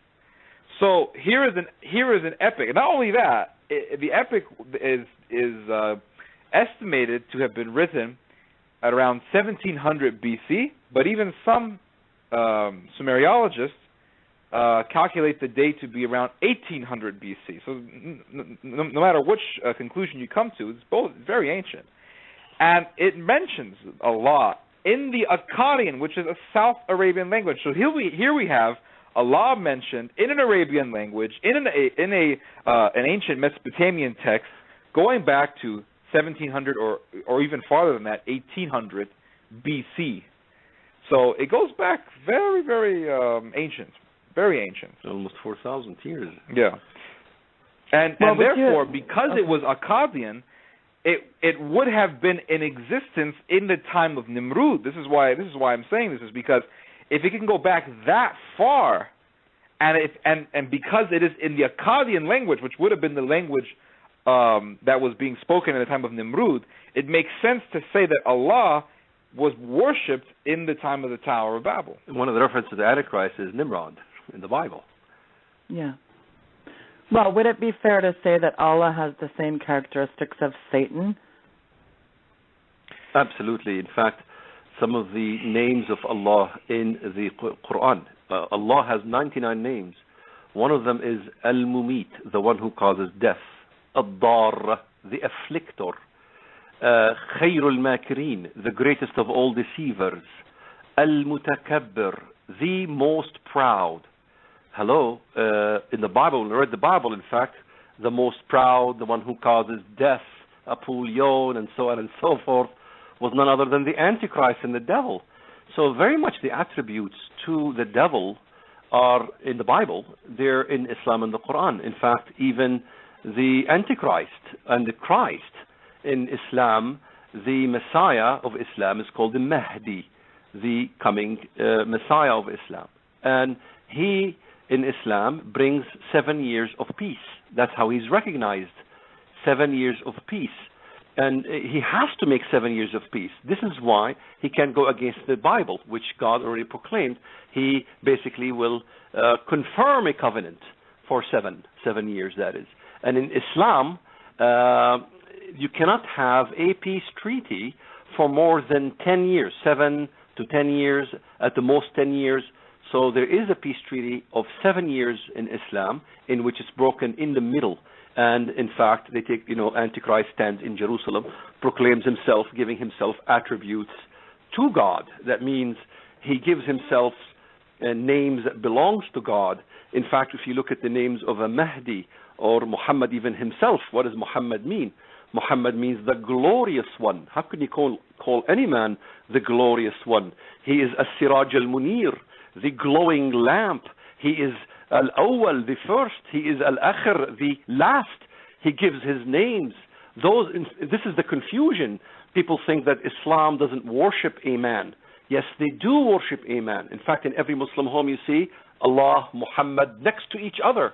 In fact, one cannot become a Muslim unless he declares Muhammad is the messenger of God. Well, wait a minute. If Islam and Christianity are the same, why do I have to declare Muhammad is the messenger of Allah? Or, why can't I say Ezekiel, Joel, and all the other prophets are the messengers of God, and let's have a cafe latte, and have peace? But that's not the case in Islam. You must elevate Muhammad. In fact, in the Quran itself, Allah says regarding Muhammad, we've given him a glorious name after our own name, which means God's name himself Muhammad has. So this is an entity that denies they worship a man. Why? Because they must denounce Christ as God.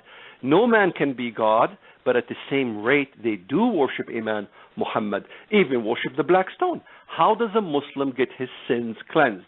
He goes to the Kaaba, he goes round about 7 times, and the black stone is black because it takes away the sins of the Muslim.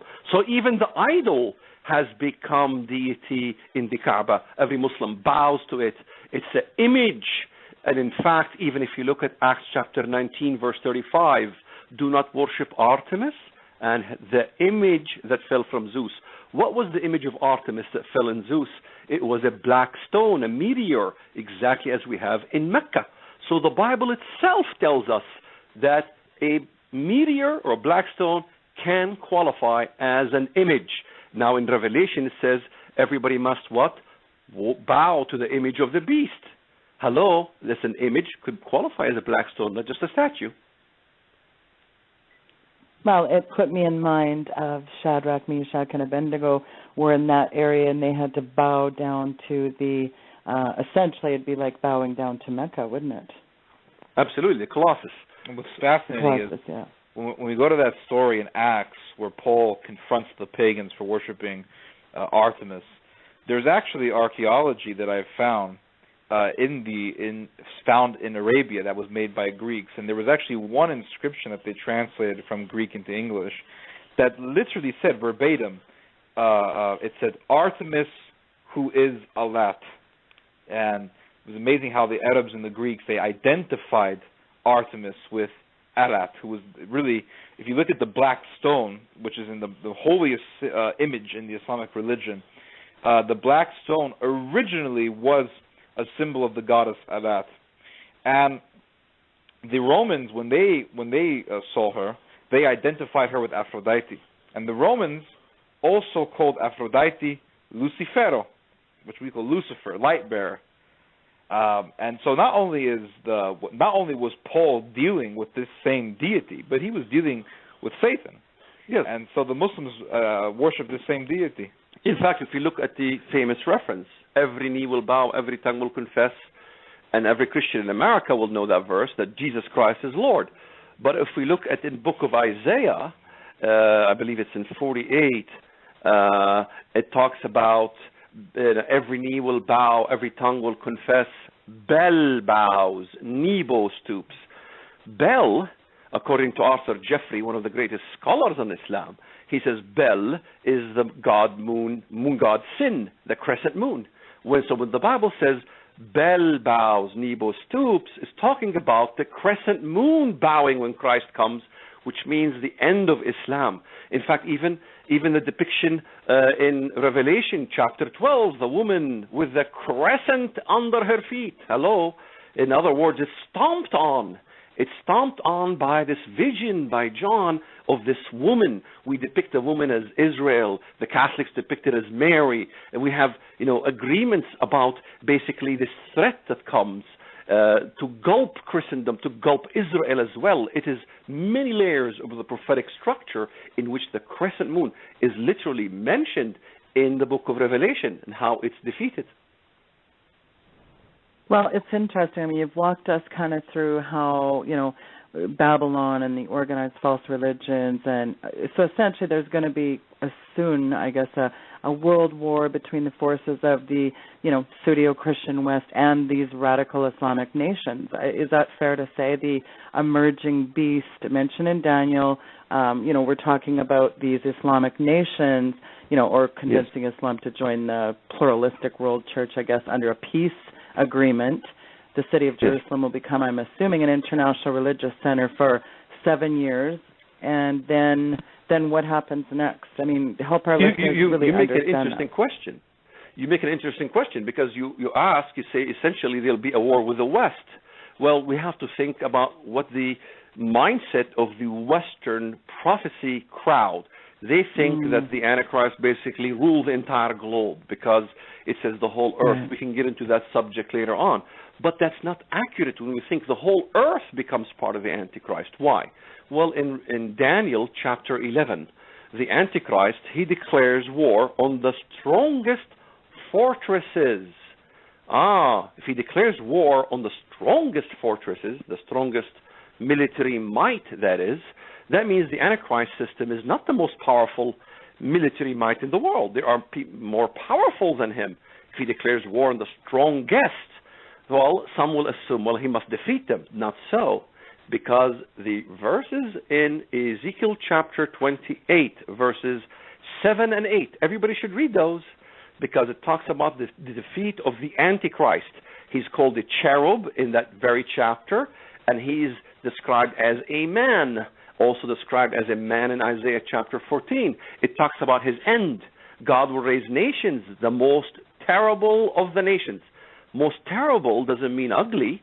Terrible in battle.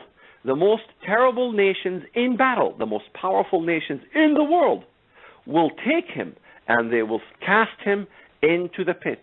They will destroy your splendor. Hello, they pertains to the most terrible of the nations, most powerful nations of the world. Well, let's ask ourselves, who are the most powerful nations in the world? The United States, Russia. Russia will fight Turkey. Why? Because even the Antichrist himself, he will have bad news from the north. So if the Antichrist is from Europe, what's north of Europe? Ocean. Doesn't fit. There's no threat coming from an ocean. And if Gog was Russia, well, what's north of Russia? Ocean. That doesn't work. It has to be north enough, and it has to have a threat north of it. If you look at Turkey, and you look north of Turkey, what do you find? Russia. Russia will come against Turkey and will defeat Turkey. And this is why Daniel says, and he will come to his end, and no one will help him.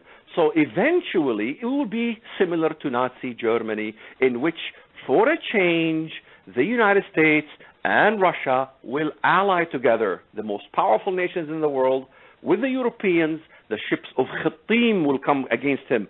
The ships of Khittim is the ships in the Mediterranean. Think of Spain, Italy, Greece. They will also join in this coalition. Greece wants to get Hagia Sophia back from Turkey. Erdogan wants to sit in Hagia Sophia. He wants to make it a mosque. In fact, Hagia Sophia in Christian history is considered a temple of God. So Daniel talks about enters the temple of God, but we believe that's in Jerusalem. However, it is very reminiscent to him coming into Jerusalem, into the temple, the rebuilt temple, and entering in it and sitting there proclaiming himself Mahdi, the light of Allah, so on and so forth, proclaiming himself deity. Well, and as you're talking, I'm thinking, of the Turkish Prime Minister. I mean, Erdogan, he's seeming to be moderate to Islam. He says, there's no such thing as moderate Islam, only Islam. But think about NATO and them repelling ISIS and opposing the Iranian nuclear bombs. Well, it's condemning the West Bank manhunt, and then it's like Israel to Adolf Hitler, and there's U.S. forces and focusing on Russia. So it's all very interesting what's playing out right now. As you were talking, I'm thinking it just really seems like this is, and of course Zechariah 5:7-11 tells us in the end times wickedness will be brought to a house built for on the plains of Shinar. Well, where is that? That's located smack dab in the middle of Iraq. So it's just very interesting, isn't it? Correct. Very interesting. In fact, if you take my proposition, Ezekiel 38 is Turkey, Gog, Meshech Tubal is Turkey, it allies with Iran, Persia. They will go with Persia. So we'll have a Turkic-Persian alliance. Now, Turkey today is ancient Greece. Where Turkey today is where ancient Greece is. And this is why in Zechariah 9 we translated correctly Greece. And the Messiah comes and fights this Greece. And so we have an alliance. And John tells us. He tells us the body of a leopard, Greece, the feet of a bear, Persia, Iran. They will unify in the end. And the utmost destruction will be against Arabia. They will hate the Wahhabis of Arabia. They will unite Shia and Sunni. Right now we see Shia and Sunni war. Wait till the next coming years. They will unite. They will unite as Hezbollah united with Hamas in the past against Israel. Hezbollah is Shiite, Alawi, and Hamas is Sunni, yet they did ally together against Israel. So when it comes to Israel, the Muslims will eventually ally. Iran hates Israel, so do the Turks hate Israel, so do the Wahhabists hate Israel. But the unification of Shia and Sunni has to stem from what we call Sufi brand of Islam. The Sufist Muslims, they adore the icons of the Shiites, unlike the Wahhabists. They adore Ali, Hussein, and Hassan. Those are the icons of the Shia. Those are hated by the Sunni Wahhabists, yet if you go to Hagia Sophia in Turkey, the church, the largest church in Christendom that's going to be converted to a mosque, it has the emblems of who? Ali, Hassan, Hussein, Uthman, Umar, Abu Bakr, all collectively Sunni and Shiite icons together. This is why Rouhani goes to Turkey. And this is why, did you know, the majority of the Persians, the Iranians, almost half the population are Azeri Turks. People don't think about that. The religious ruling party in Iran are Azeri Turks. They're Turkish. So we forget that when Rouhani goes to Turkey, he's visiting brethren. He's not visiting strangers. They are of the same ilk. So this is what the West doesn't understand.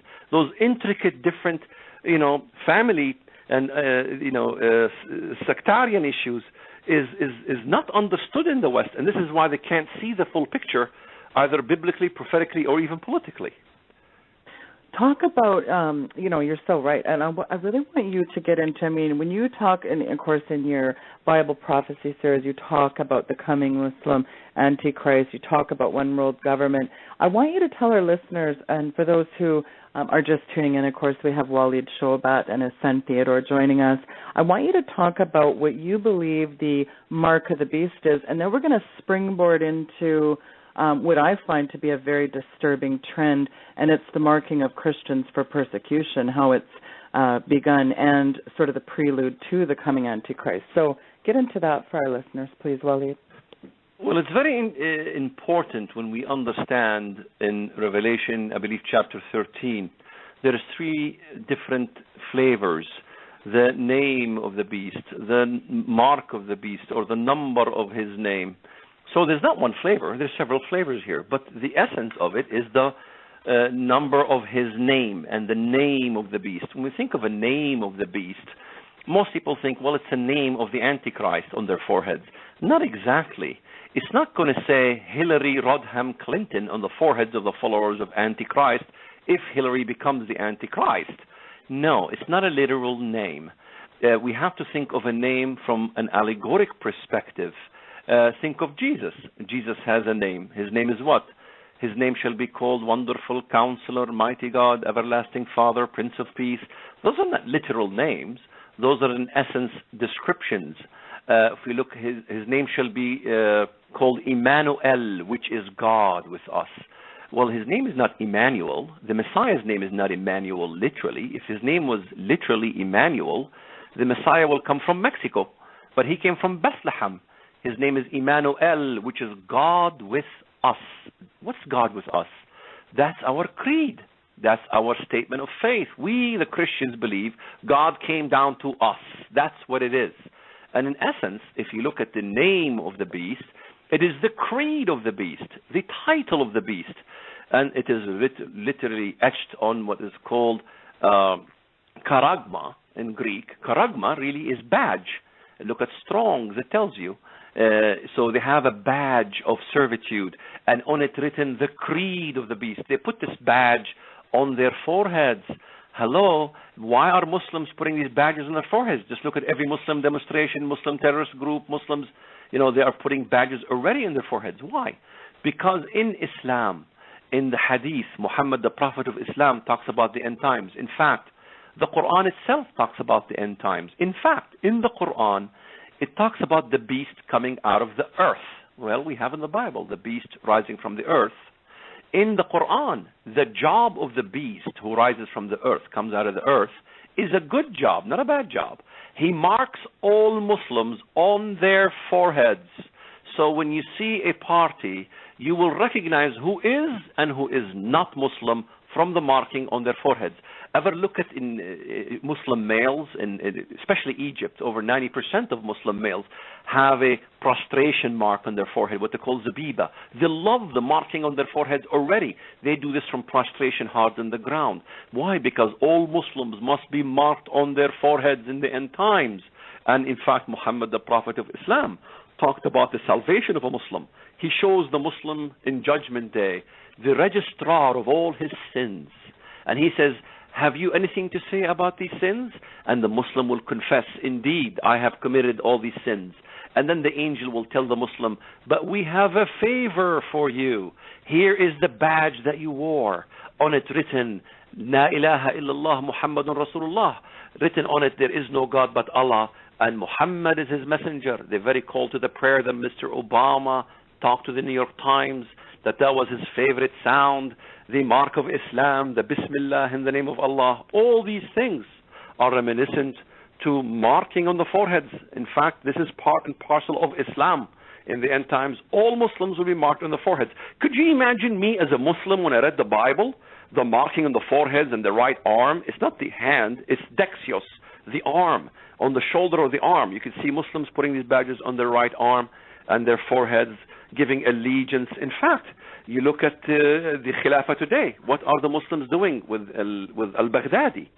They are giving what is called bay'ah. Bay'ah, literally giving allegiance. You can see them, crowds filled of Muslims, giving allegiance to the Khalifa, giving allegiance to the Antichrist in the same way. Marking their foreheads, giving allegiance. All these things in the Bible are very reminiscent to us, what I grew up with as a Muslim, and every Muslim knows these things.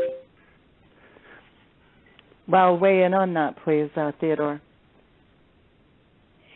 Well, when we look into the Islamic religion and to its nature, it fits perfectly to the biblical criteria of what is today called, of what is Antichrist. The Apostle John gives us this criteria when he says, whoever denies Father and Son is Antichrist. And John also says that whoever denies that Christ is come in the flesh is Antichrist. He mentions this more than once, actually. Arios is an Arios. Well, so when we're looking into the history of Islam, I think we should not always begin with Muhammad. We should always begin with Arios. Arios was a 4th century heretic who said that Christ is not God. And to make a long story short, there was a war between the Catholics and the Arians that lasted for quite some time. Eventually, the Arians lost the war, and the remnant of the Arians were thrown into the Middle East. There was one Arian in Egypt, and he wanted to be like a bishop, but they decided not to do it because he was an Arian, and he went to Saudi Arabia. And while he was in Saudi Arabia, he met a man named Muhammad. Muhammad was a pagan Arab, and he convinced Muhammad to become an Arian. Muhammad becomes an Arian. He becomes an Arian, a heretic who denies the divinity of Jesus. He takes Arianism and he simply adds an Arab twist to it. So Islam really is not something that was invented by Muhammad. It really is something that was invented by a 4th century heretic, over 200 years before Muhammad was even born. So that's how I would begin. And even when Arianism was thriving as a heresy, there were a number of theologians who declared that Arianism is the religion of Antichrist. St. Ambrose of Milan being one of them, probably the most prominent one, stated that the religion of the Antichrist is Arianism, and he concluded that based on reading what St. John said, whoever denies the Father and the Son is Antichrist. Well, hold that thought, because, guys, we have got a wall of calls. We've got a gazillion questions. Would you guys stay on with us the 3rd hour? I know you're only planning 2, but will you come back with us when we go for a break and take some calls? I mean, we've got a ton of people that have questions, and we can give out your more information on what you guys are doing now, how people can get behind you. I mean, those 2 hours just flew by. No problem. Would you be willing to do that? Okay. Well, let's take a quick break, and when we come back, of course, we will get into some questions from callers and as well, get into more of this conversation. Fascinating, folks. Hold on. We'll be right back, listeners. Welcome back, ladies and gentlemen, to our third and final hour of this Weekend of Vigilante Hagman and Hagman Saturday edition, which has become, we've received so much positive feedback from the listeners, and I can't thank Sheila enough for the hard work that she has put into making this weekend edition happen, and for just getting some of the best guests and doing the top-notch interviews. It really is great, and Sheila, it's much appreciated. Our guests. Well, thank you, and I really just want to thank our guests here, because I'm going to tell you what, these guys are sticking. Joe, Doug, we stick we put our lives on the line to bring people information, and I want to really give a kudos and a heartfelt love to Walid and Theodore Shoebat, because I'm going to tell you right now, when you are exposing Islam and, you're getting into the nitty-gritty of what's really going on, again, like I said earlier, this is not some guy who read a book. This guy lived it. This guy lived that Islamic terrorist life. He really has a thumb on the pulse of what's going on, probably better than anyone that I've ever read. Him and his son actually have, I would say, honestly, they're light years beyond the other information that I've compiled and researched. And again, I don't speak perfect Arabic. In fact, I know 2 words. So, obviously, the man is, he's from there. And I think just looking at this through the lens of the East rather than the West, and the really neat thing is, Walid, I know that you are you're an American, and that's what's really amazing. You're a patriotic American, and you hear this, America's doomed, and, that must be really interesting for you. But I also just want to put a note into the callers before we jump back in. We're going to, as you know, we're going to be taking some calls, and we're opening up the phone line. So if you are listening by phone, press 1, and that puts you into the call queue. And please be respectful and keep it down to a short minimum. Ask your question, let them answer it, move on. And by the way, we're not going to put up with any, we don't monitor our phone lines, and we don't, screen calls. So if there's any garbage, people are going to be off. So, you're a patriotic American. You must, how do you feel when you hear all this headlines, America's doom and gloom, it's collapsing? How do you feel about that? Absolute nonsense. America is doomed and gloomed. If you can't find 10 believers in America, yeah, sure, it becomes like Sodom and Gomorrah.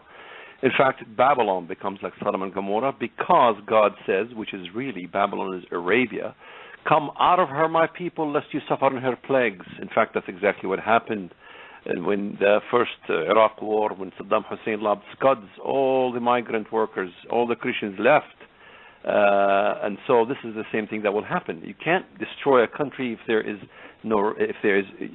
a remnant that's there. It's still, America by and large is a beacon to the world in many ways. Sure, we struggle. This is a country that is evil and good fighting each other continuously. I lived in Mexico for a year. I remember. I said, I miss America very much because at least I can watch Hannity and Combs. Combs is a liberal, Hannity is a conservative, and it's about right versus wrong. America is a country, always was and always will be about right versus wrongs.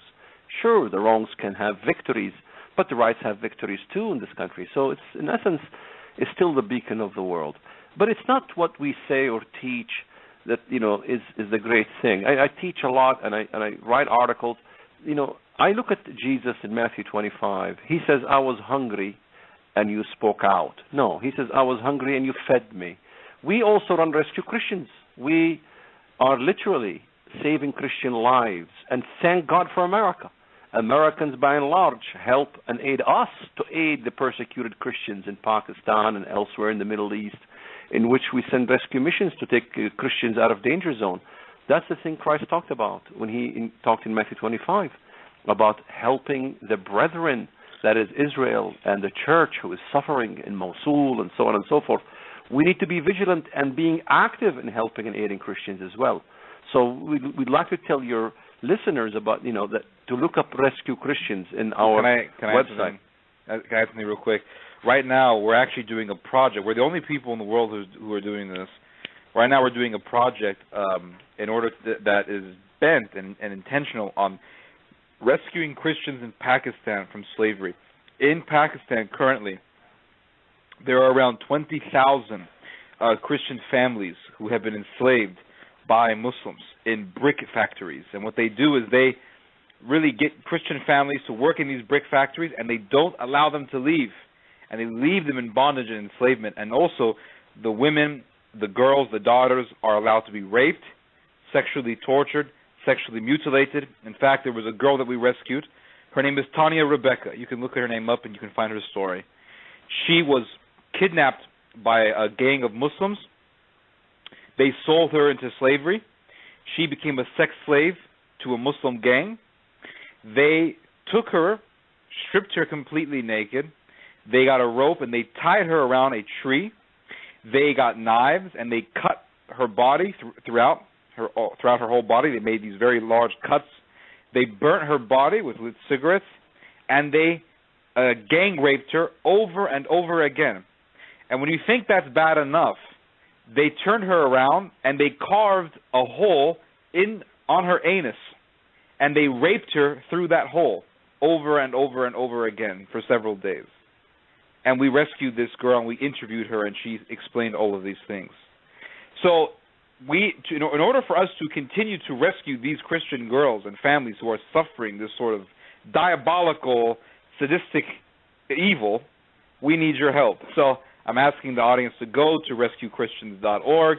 Give what you can. There's no set limit on what you can give. You can get $5, $10, $20, $25. It doesn't matter, because all the money you send goes directly to helping these Christians. We don't make a dime out of any of the donations.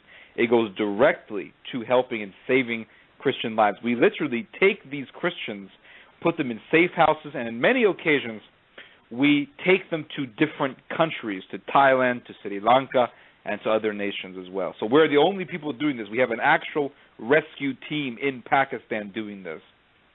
Well, and That's I just awesome. want to put it out there that, I mean, it's one thing to say that you are, helping persecuted Christians. It's real nice when you're sitting on your armchair in the middle of the West. But when you're on the front battle lines over there, these Christians that, of course, Steve Quayle talks about it, folks, everybody else, the butchering of our brethren, the persecuted Christian that are over in these countries and trying to preach the gospel. I mean, this is very serious work, and it's very dangerous. And I just really want to encourage everybody to, dig deep here, because this is a very good cause to be supporting when, I guess what I can't wrap my head over, Walid and Theodore, is the evil incarnate of these people. You see these guys on YouTube videos, they're eating Christians' kidneys and hearts, and, it's bad enough they're holding up. You just saw this Australian jihadist. Not only that, but in Syria, the Muslim rebels, one of the main reasons why they are killing Christians. So you want to know one of the main reasons why? There's money involved. In Saudi Arabia, there is a huge business in selling Christian blood. Yes, that's right. Selling Christian blood.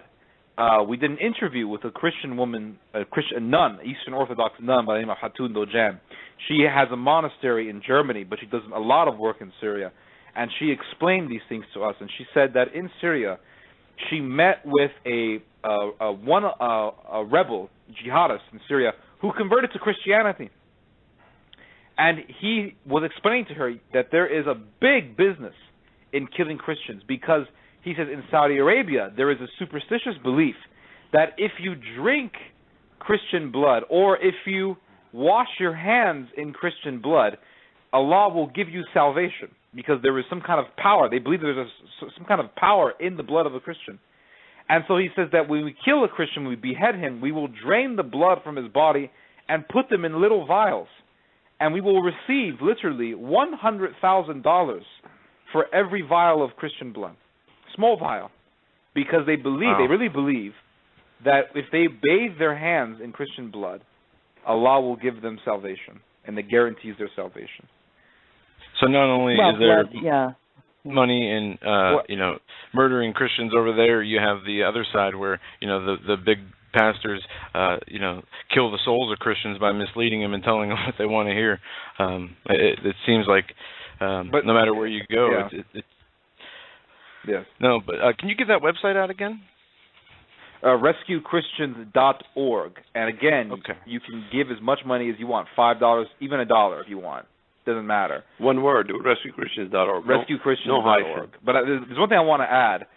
The fact that you have Muslims taking blood and buying it, this adds further evidence to the idea of Saudi Arabia being the harlot of Babylon, because John says she drinks the blood of the saints. And in this case, it's literally, in this case, she's literally drinking the blood of the saints.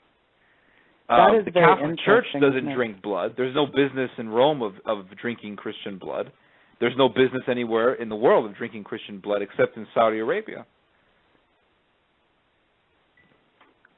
Well, that's a good segue into a bunch of questions I'm getting. And again, I just want to remind people that if they're listening by phone, press 1. I mean, we're going to open up the call lines. It's like everything you ever wanted to ask Walid and Theodore. Hey, now's your time, folks. But here's a question to you.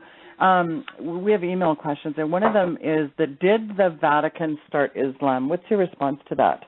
You know, I wrote an entire essay on this subject alone this year. It's called "The Catholic Church Did Not Invent Islam." Literally, that's the title. You type it up, you'll get it. It's the first thing that comes up on Google. It is impossible to come to the conclusion that the Vatican invented Islam. This idea comes from someone who says he was an ex-Jesuit by the name of Alberto Rivera. There's no evidence that he was a Jesuit, but he is the one who made up this idea.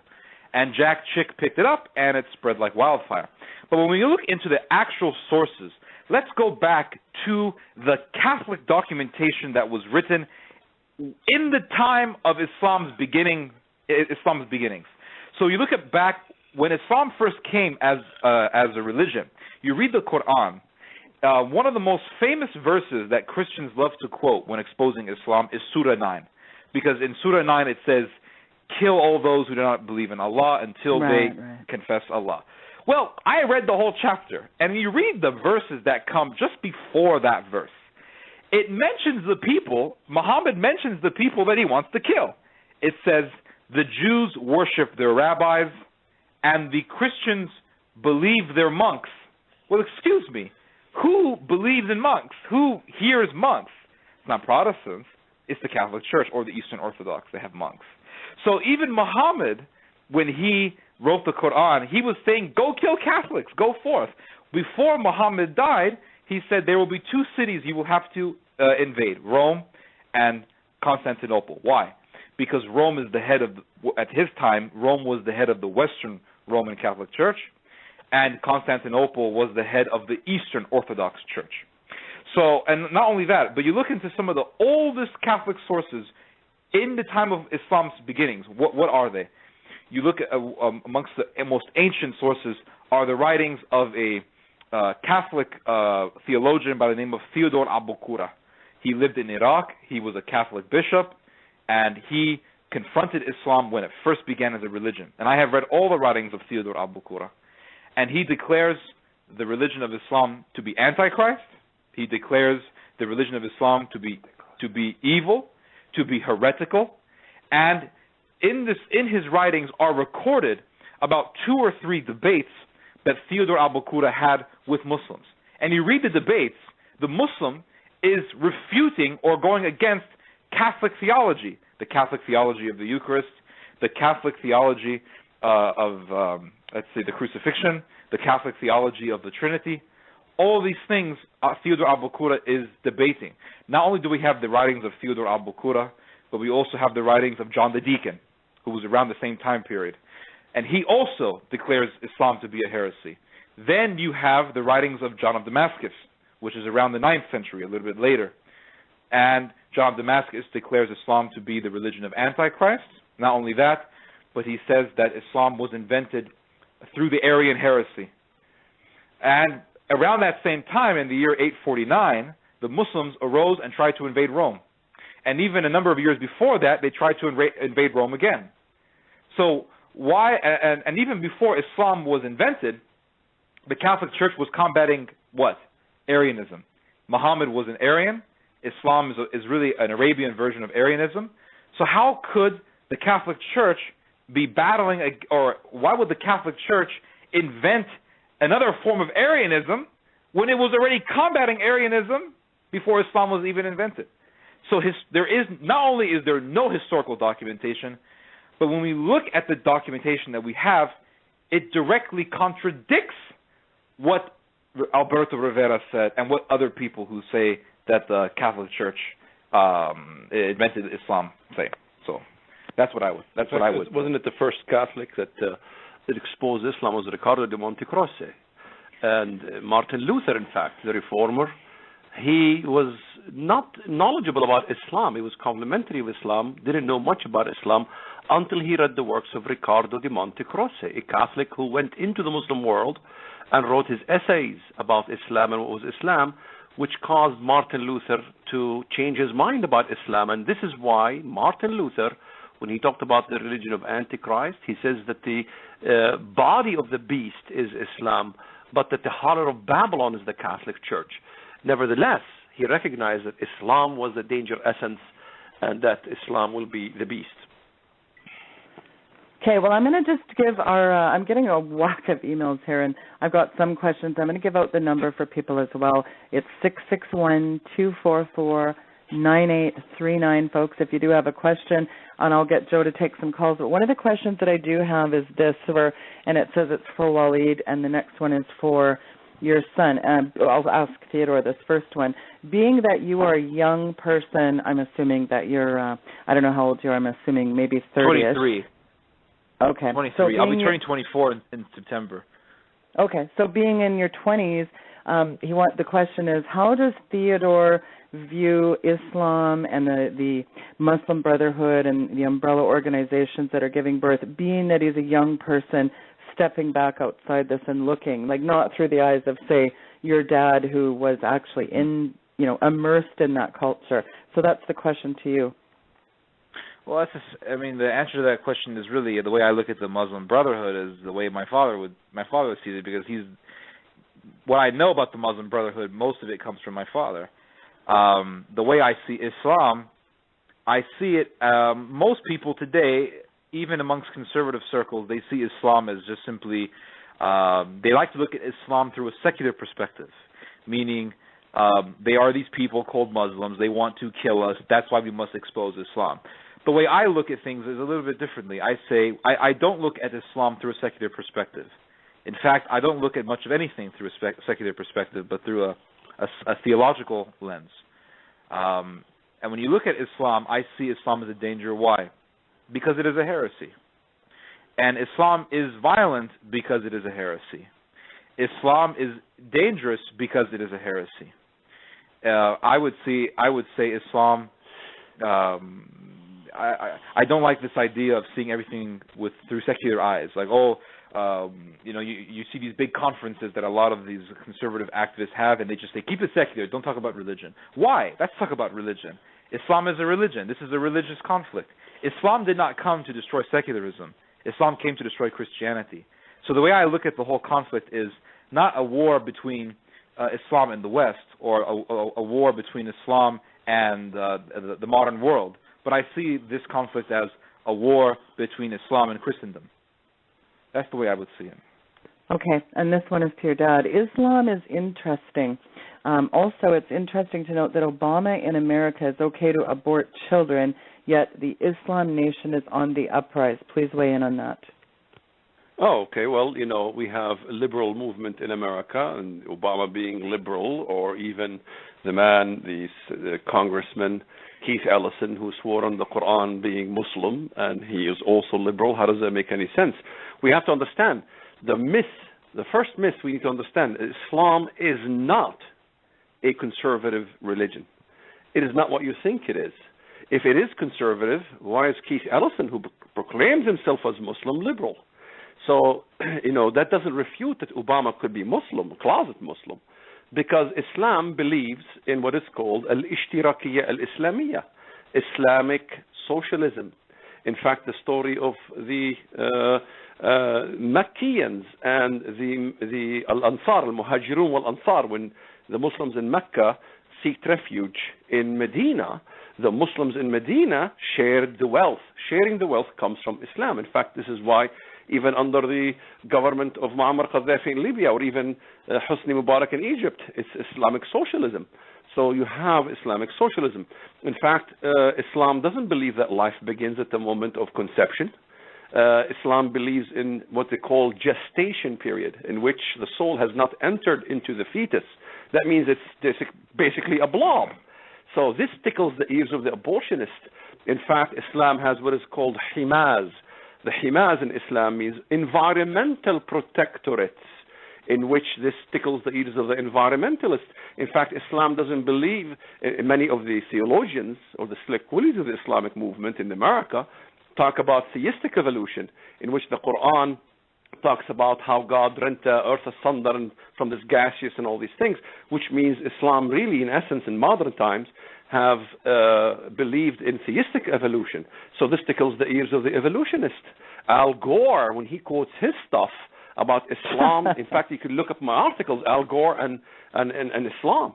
Al Gore compliments Islam. I have researched Al Gore's statements and his references. He got all the references from Abdullah Umar Nassif. Abdullah Umar Nassif was one of the godfathers supporting Al-Qaeda. He was also the boss, direct boss. Yeah, and this is the same huckster. Let's not forget, too, Walid is the same huckster that sold to Al Jazeera, too, so he's selling us out as well, in addition. Don't get me started about that fat pig Al Gore, but that's for another. But, I mean, it's interesting you mentioned, because really America is always called the Great Satan by the Muslims, and yet Allah is really more parallel to Satan. So that'd be my question is, how do they always get this America's the Great Satan if really everything that fundamentally these guys believe is really more mirrored with Satan? That's the part, I guess that's Sheila's question. Well, they view America as a great Satan because they figure out America is a Christian country. And so they have corrupted the essence of Christianity in their belief that Christianity is a Unitarian religion. This is why Muslims see eye to eye with the oneness movement, Unitarians, and so on and so forth. They agree with these as the original Christians. So they hate America because primarily American Christians believe in the Trinity. So they believe that the Trinity was basically a satanic invention. And so they view America as the great Satan because it also supports the state of Israel. If you kind of destroy America, in fact, even in the manifesto of the Saudi government, which Huma Abedin, by the way, her father, was one of the 20-some scholars who made the manifesto. They viewed America as the greatest obstacle to the victory of Islam because many in America are Jews and rich Jews and wealthy Jews and influential Jewish people and so on and so forth. So America must be destroyed first. And this is the whole idea of the destruction of America from within by the Muslim Brotherhood too. They talk about America being destroyed from within.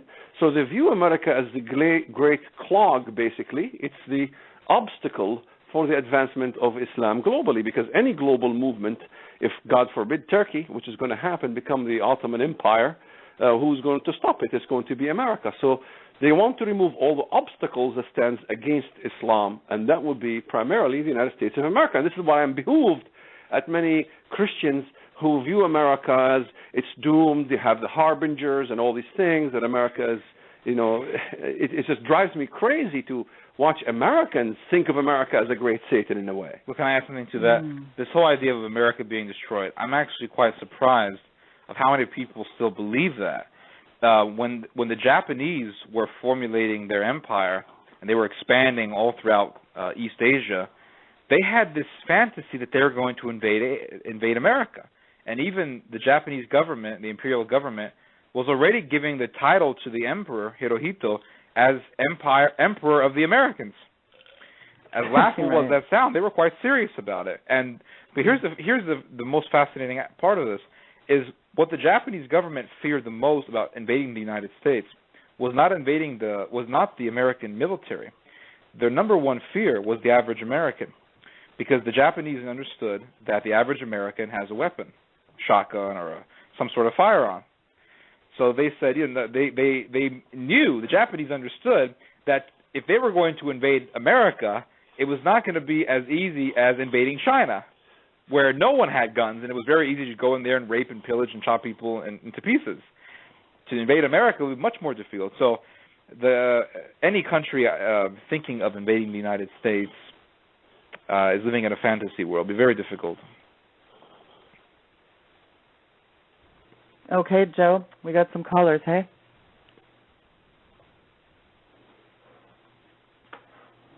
Hey, Joe, are you still on the air?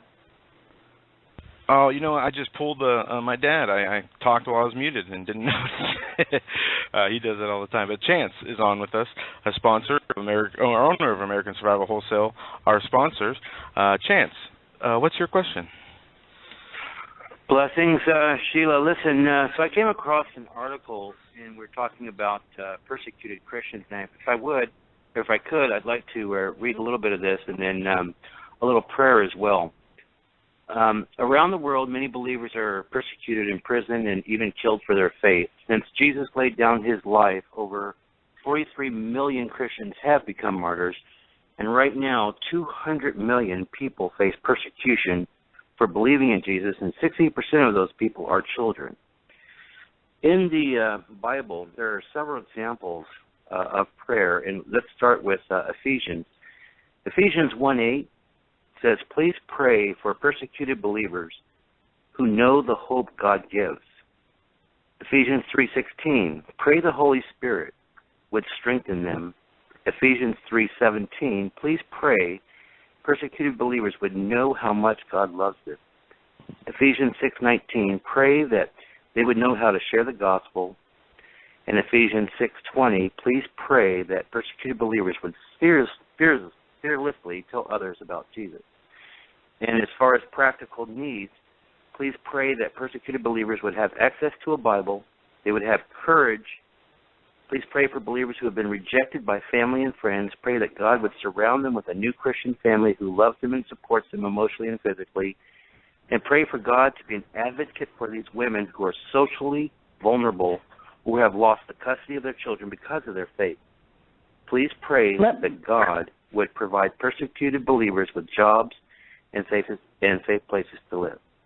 Okay, let me jump in here, Chance. So do you have a question for them? And I agree with what you're saying, and I'll even take it one step further. And I hope you have a question, but I'll take this one step further. I believe that it's not just about praying, though. It's also about putting, it's praying also, but action to it, too. And we can't just say, oh, God bless you and hope you're making out good over there and, will you die for your beliefs and you're, martyred and persecuted. I think it's also about donating to people that are in the front lines, too. So I really hope people, reach in their pockets tonight and donate to this. But what is your question for Walid, please, Chance? Not as much of a question, Sheila, as a suggestion, and I agree with you completely. Taking action is the second phase of what we need to do, but prayer comes first. And through the Holy Spirit, we give over this pain and this suffering to the Lord. Me and Joe spoke of this earlier. That's where it starts. And by supporting these ministries that are trying to help these poor folks all over the Middle East through the pain and the suffering that they're experiencing on a daily basis, pain that we don't know, pain that we don't understand, absolutely. So really not much of a question. Not as much of a question, but listen, you need to know that we are in prayer and we're in complete agreement. If I may remark, can I say something? Absolutely. Absolutely. Oh, okay. Prayer is absolutely the right thing to do. Now, my question is always, okay, if your key falls to the ground, do you pray that God elevates the key into your hand so you can open the door? Or do you bend down, pick up the key, and open the door? Now, if it's pitch dark, your key falls to the ground and you can't see the key, would you not pray for God to help you find the key so you can open the door and touch the knob and try to find the keyhole, to put the key in and open and enter?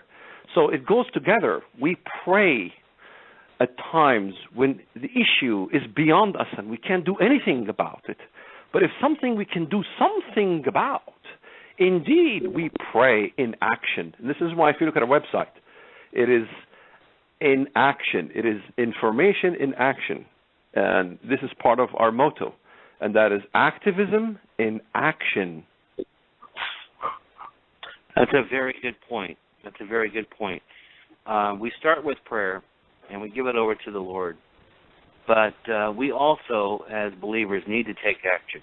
And sometimes that's hard for a lot of Christians to do. But if it's reaching in your pocket and giving a love offering, or it's supporting a ministry that is doing that work, that's where we need to be. Correct. Well, thank you for that, Chance. We're going to move along here to other callers. Okay, Joe, go ahead. Yeah, thanks for calling in, Chance. God bless Have a good night. God bless, God bless you too, buddy. All right, we'll go to area code 303 next in Colorado. You're live on the Hagman and Hagman Report. What's on your mind? 303? All right, we'll come back to you. 661. 661, you're up next. You're live on the Hagman and Hagman Report. What's on your mind tonight? Okay. Yeah, I think you might have said me, Joe. Oh, yeah, you know what? I apologize. Glad you got a question, Dad. Yeah, I do. Well, you know, I didn't get a chance to hear the first hour. And by the way, I just want to say again how lucky the audience is to have both Walid and his son. What a great team. Thank you so much, both of you. And Walid, you probably did. You know what, Walid, you probably don't remember this, but our first interview was on the Roth show many years ago when I was first introduced to you. And I'll tell you something. What a fantastic first interview that was, and I learned so much from you. And anyone, and I feel it's on my heart to say this because I know that you fight the fight every day. And I know that you've got a lot of detractors out there that are coming actually from within our own government. And I've got to say this: we're all fighting that fight. And folks, Mr. Walid Shoebat and his son, they're the real deal. And trust me when I say this, they're on the front lines of battle. So you know what? There is no question in there except to say, just thank you so much and keep on keeping on. Go ahead and go to someone who does have a question. Appreciate it. All right, sorry about that. We upgraded our studio Skype account, and he actually is using that, so he had to call in as a guest, and I didn't recognize the number. That's pretty funny. All right, we're going to go to caller, area code unknown. You're live on the Hagman and Hagman Report. Oh, hello. Hi. Hi. Just a moment, please. Claire? Just a moment, please. Okay. Hello. Not I wanted to thank you guys for all the services you do to the world. And I want to thank the host and the guest, Mr. Shoebat. I listen to you guys at least once a week. But my question is to Mr. Shoebat. Is Saudi Arabia Babylon or is America? There is no reference anywhere in the Bible about America being Babylon. The only reference I would suspect would be about America, and that is the greatest of nations, or the most terrible of the nations in battle, that is. So I don't know how could somebody conclude the United States is America. Let's take a look at Jeremiah when he talks about the destruction of Babylon. It's at the Red Sea. America is not by the Red Sea. Even if you look at the imports, why would the shipmasters weep and wail? They weep and wail for no one buys their merchandise anymore. In other words, the result of the destruction of Babylon will basically stop what the shipmasters of the sea, who's weeping and wailing, alas, alas, that great city, that city was buying their goods. It is not what that city exports, it's what that city imports. So if you look at the imports that are in the Bible of that city, it matches perfectly Saudi Arabia, including slaves, including liquor, wine, including silk, including chariots, cars, including marble, including spices, sheep, goats, so on and so forth, horses. Those are not the American major imports. So then we look at many, many parts of the Bible. In fact, it'll take 4 hours at least just to go over the issues of where the Bible talks about this Babylon is. And there is absolutely no reference to it. Why are Americans wanting to be Babylon? It just behooves me Why not England? Why not France? If the harbinger is correct that America is an extension of Israel, well, excuse me, America is an extension of Great Britain. It's not an extension of Israel. America is the first Christian country. That's false. Armenia is the first Christian country. In fact, if I had a debate with Mr. Khan, I'll Swiss cheese his whole book. It's filled with errors, plagued with misconceptions, and this is the part what I don't understand. American evangelical community lack understanding history, and that's the major problem. Easterners know history a lot better, and we look at these things and we laugh. America, God bless America, it's been blessed with great weaponry. So we will provide the knowledge of Bible and history, and you will provide the weapons to destroy the Antichrist. Thank you very much. So we need to understand that this is absolutely a myth that America is Babylon. It doesn't make any sense. The New York City, what is it? The Statue of Liberty with the garland, that's the kind of the horn sticking out of the heads of the beast. It doesn't make any sense. New York City has many Jews living in New York City. Why would the one of God destroy the Jews in New York City? The majority of Jewish population in the world, besides Israel, is New York City. So is New York City the heart of them? It doesn't make, none of these things make any sense. What people do is they look at similarities, but what they ignore is the differences. There are many differences between America and Babylon in the Bible. What nation then do you believe will be destroyed in 1 hour? Well, it'd be Arabia. In fact, just go to any Bible search engine and search the word Arabia. Search the word Dumma, which is in Arabia. Search the name Kedar, which is in Arabia. Search where Christ destroys Arabia, Habakkuk chapter 3. He comes to destroy Midian. Midian is the brother of Ishmael in Arabia. So I can go on and on of naming you Arab cities. Look at Isaiah chapter 30, where Edom. Look at Ezekiel 25. Edom is from Dedan, from Yemen, which is Timan, to Dedan. That is the heart of the Arab world in the Red Sea. So the Red Sea is even mentioned in the Bible. Where is the Atlantic Ocean or the Pacific Ocean mentioned in the Bible? Answer, nowhere. In fact, you do not find any threat to Israel coming from the West. The Antichrist and the whole escapade of Antichrist, the North, the South, and the East, the only thing is missing is the West. Why? The West is preserved. So many began to look at the West as this great Satan, exactly as the Muslims would view the West as the great Satan. So what is the difference between someone who believes America is the great Satan and the West is the Antichrist versus the Muslim? Not much difference whatsoever. So why are we adapting to Muslim theology and Muslim thinking when we proclaim ourselves as Christians? God bless America. It's not mentioned in instruction in the Bible. Will God make us persevere? Will God punish America? Will God? Of course, God will refine the nations He wants to refine. So those things happen as refinement to America. If we go through a depression, those will refine America. They will make us come back as a much better nation than before. Okay, well, we're going to move on to another caller. Joe, bring in the next person. All right. We're going to go to area code 808. 808, you're live on the Hagman and Hagman Report.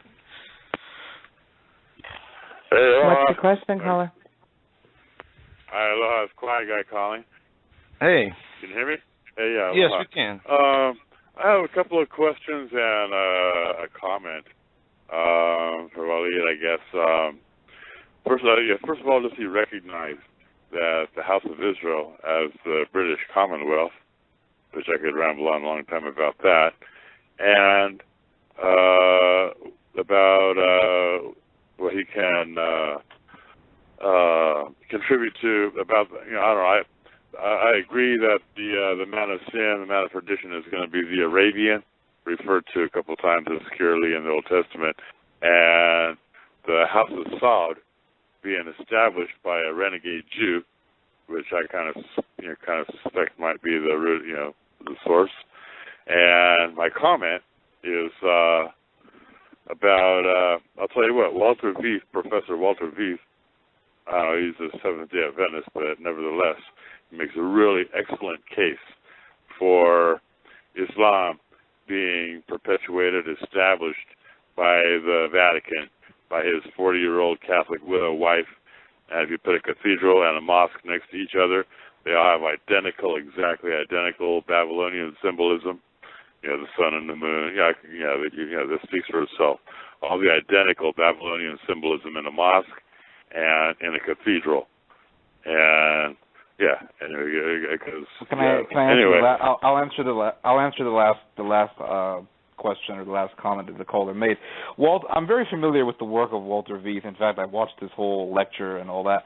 And what I want to say is that he provides no concrete evidence that the Vatican ever established Islam. If the caller was listening earlier, I gave us just a short, just on the surface, the refutation that I have against this idea.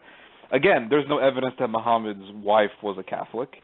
And this whole idea of cathedrals and mosques being the same, well, there's a reason for that. There's a reason for some of the similarities that we see between the two. That's because Muslims were too uneducated to make up their own architecture. And so when they invaded these Christian countries like Syria, Iraq, and Egypt, which were Catholic, these were Catholic nations, when the Muslims invaded them, they took over the churches and made them mosques. So of course you're going to find similarities, because when you steal a building that's not yours, and then you, of course, the stolen building is going to have similarities with the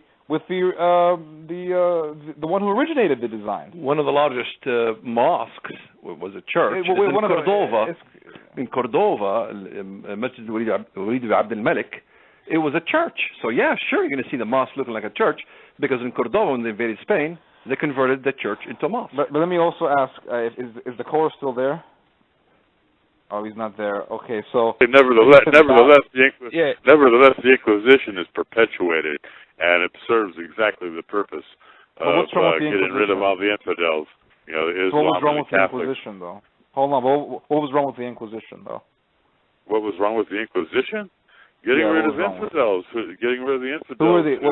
But what was wrong? The true word of God. Hold on. But have you ever heard of the Morisco Revolt? Of the what? It's when the Morisco Revolt took place in the early 16th century. But you've never heard of the Morisco Revolt. The what revolt? Morisco Revolt happened in the 1520s. Morisco Revolt when after the Spaniards retook all of Spain from the Muslim occupation, the Spanish Catholics were under the occupation of the Muslims for 800 years. So it was an 800-year struggle. When they finally got their nation in the 15th century, in the 1520s, the Moors, or the North Africans, revolted and tried to retake Spain, and they ended up taking all of southern Spain. So there had to be an inquisition to make sure who was Muslim and who was not. And if you were Muslim, you were executed. Do I blame the Spaniards? Of course not. If America was invaded for 800 years, America would do worse things than the Spaniards. So this whole idea that the Inquisition was wrong, well, let me tell you something. Nations don't exist without inquisitions. A nation cannot survive without an inquisition. Ancient Israel had inquisitions. God told Moses to make an inquisition on idol worshippers and heretical Hebrews who had to be stoned to death. So the idea, America had inquisitions during World War II against the Japanese. America had inquisitions during communism, when America was concerned about communism. After 9/11, America did an inquisition on Muslims in America. So a nation cannot survive without inquisitions. In fact, Protestant Germany had inquisitions. In fact, there were more people killed in Protestant countries than in Catholic Spain or in Catholic Italy. In fact, during the Spanish Inquisition, where did the majority of the Jews flee? The majority of the Jews fled to Rome, to the Vatican, because the popes opened their door to the Jews. In fact, there was a saying in that time period that Rome was the land of the Jew, because that's where the Jews fled. So this whole idea of the Spanish Inquisition, well, every nation has inquisitions. What's wrong with, some people need killing. Ever think about that? America has killed people. Israel has killed people. What's wrong with killing evil people? Paul tells us that the governor does not hold the sword in vain. He is a terror to the evildoers. And Peter, in 1 Peter 2:14, says that governors are appointed by God to punish evildoers and to reward righteousness. So what is wrong if a nation kills people who deserve killing? I don't understand this. Well, that's a very good comment. I do have a bunch of emailed in questions. I'm just going to shoot you a couple of ones, and then we've got to take some more calls. What is Walid's opinion on Obama admitting that Libya is worse as a result of his policies by closing the U.S. embassy there? Any quick thoughts on that, Walid? Well, I mean, the whole thing with Obama blaming the movie and so on and so forth. Benghazi was attacked by terrorists.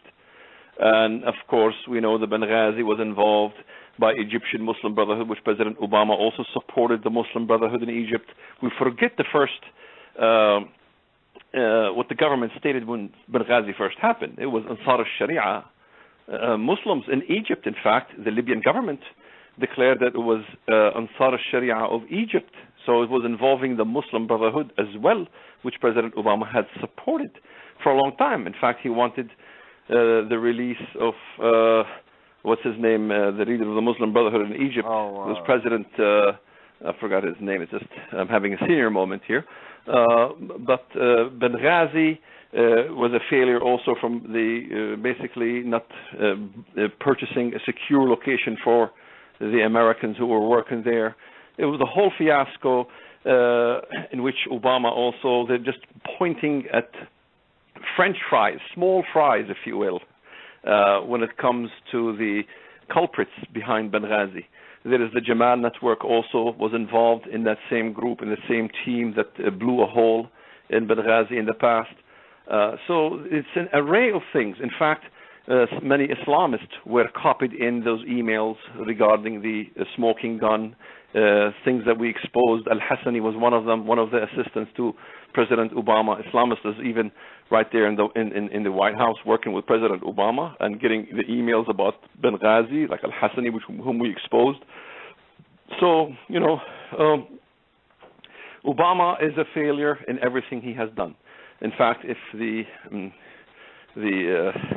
thing about the medical care and all that stuff fails, there's nothing Obama has accomplished. Most people are so afraid of what Obama is going to do. Everybody, if you look at the media, Obama. I'm not so much worried about Obama. Obama's going to come and go. I do worry about some of the things he does, of course.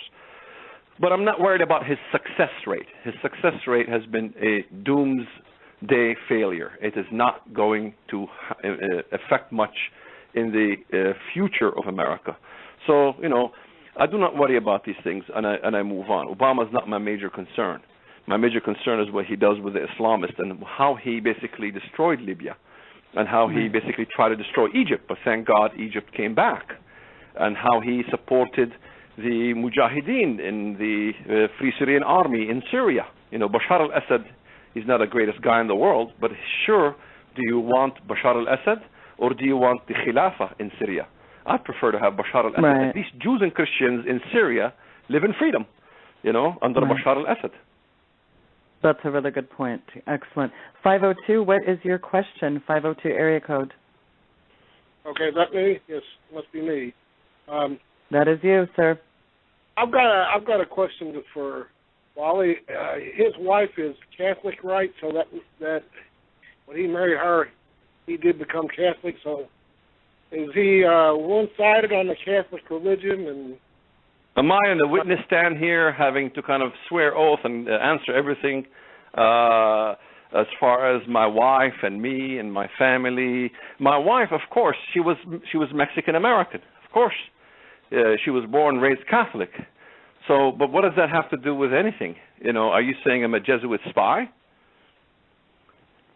What is the actual question? I get all these accusations that Walid Shoebat is a Jesuit spy. I laugh at these things. Caller, what is your point of asking us this question? 502, do you want to go ahead and answer their question, please? He's kind of fading out. Do you want to turn your radio down, sir, and re-ask the question, please? Or maybe not. Okay. Well, anyway, I think the point is, like I said, I'm just going to cut off people that aren't going to actually get to their point or ask a question. And I think whether your wife was Catholic or whatever the case, we that's write pretty articles. irrelevant. When the Pope does something good, we write articles complimenting him, like rescuing a lady from Miriam Ibrahim from Sudan. When the Catholic Pope does bad, we write articles ridiculing him. People rarely read the ridicule articles. People love to read the ridicule articles, but they never like to read the articles where we say something good about him. And if they do, then they say, oh, why would you support the Pope? Or why would you... Well, we have to look at the right in the Catholic history. For example, has it not been for the Battle of Poitiers by Catholics, all Europe would have been Muslim. And we have to look at the Battle of Lepanto. There was a mistake done by the Protestants in the Battle of Lepanto in which they stood with the Muslims. In fact, there was many Protestants who died fighting the Catholic alliance in the Battle of Lepanto, which is the greatest naval battle in Christian history. The Catholic alliance finally defeated the Muslims. So if the Catholics did something right, why don't we talk about it? It's rarely ever mentioned when the Catholics do good things, and we keep talking about the Catholic when they do wrong things. Well, we have to look at the log in our own eye before we pick at the speck of our Catholic brother. Now, having said that, the listener would start a machine gun about issues with Catholicism. Pedophiles. This is not the essence of our topic here, but the essence of our topic is history. Whether it was Catholic, whether it was Protestant who did righteous things, we must recognize these things. Absolutely. And what was your thought, Theodore, when the Pope was calling for it seemed to be he's really getting into the one world religion thing, isn't he, right now? Well, the Vatican has been playing politics with Islam for quite some time, going all the way back to the 1960s. But nonetheless, while the Vatican has a lot of corruption in it, a ton of corruption in it, with its sympathies toward the Islamic religion, going all the way back to the Vatican II Council and all that. But with that said, we cannot ignore history. The fact that the first battles between Christian and Muslim was fought between Muslim and Catholic, the Crusades. How the Crusaders were all Catholic, how they were fighting the Muslims for 200 years. And then you can go further than that. You can go all the way to like my father said, the Battle of Lepanto, but we also have the Battle of Vienna. Well, not just the Battle of Vienna, but we also have the Battle of Belgrade when Saint Capistrano helped lead an army to defeat the Muslims. I mean, there's literally hundreds and hundreds of battles that were fought between Catholic and Muslims for centuries.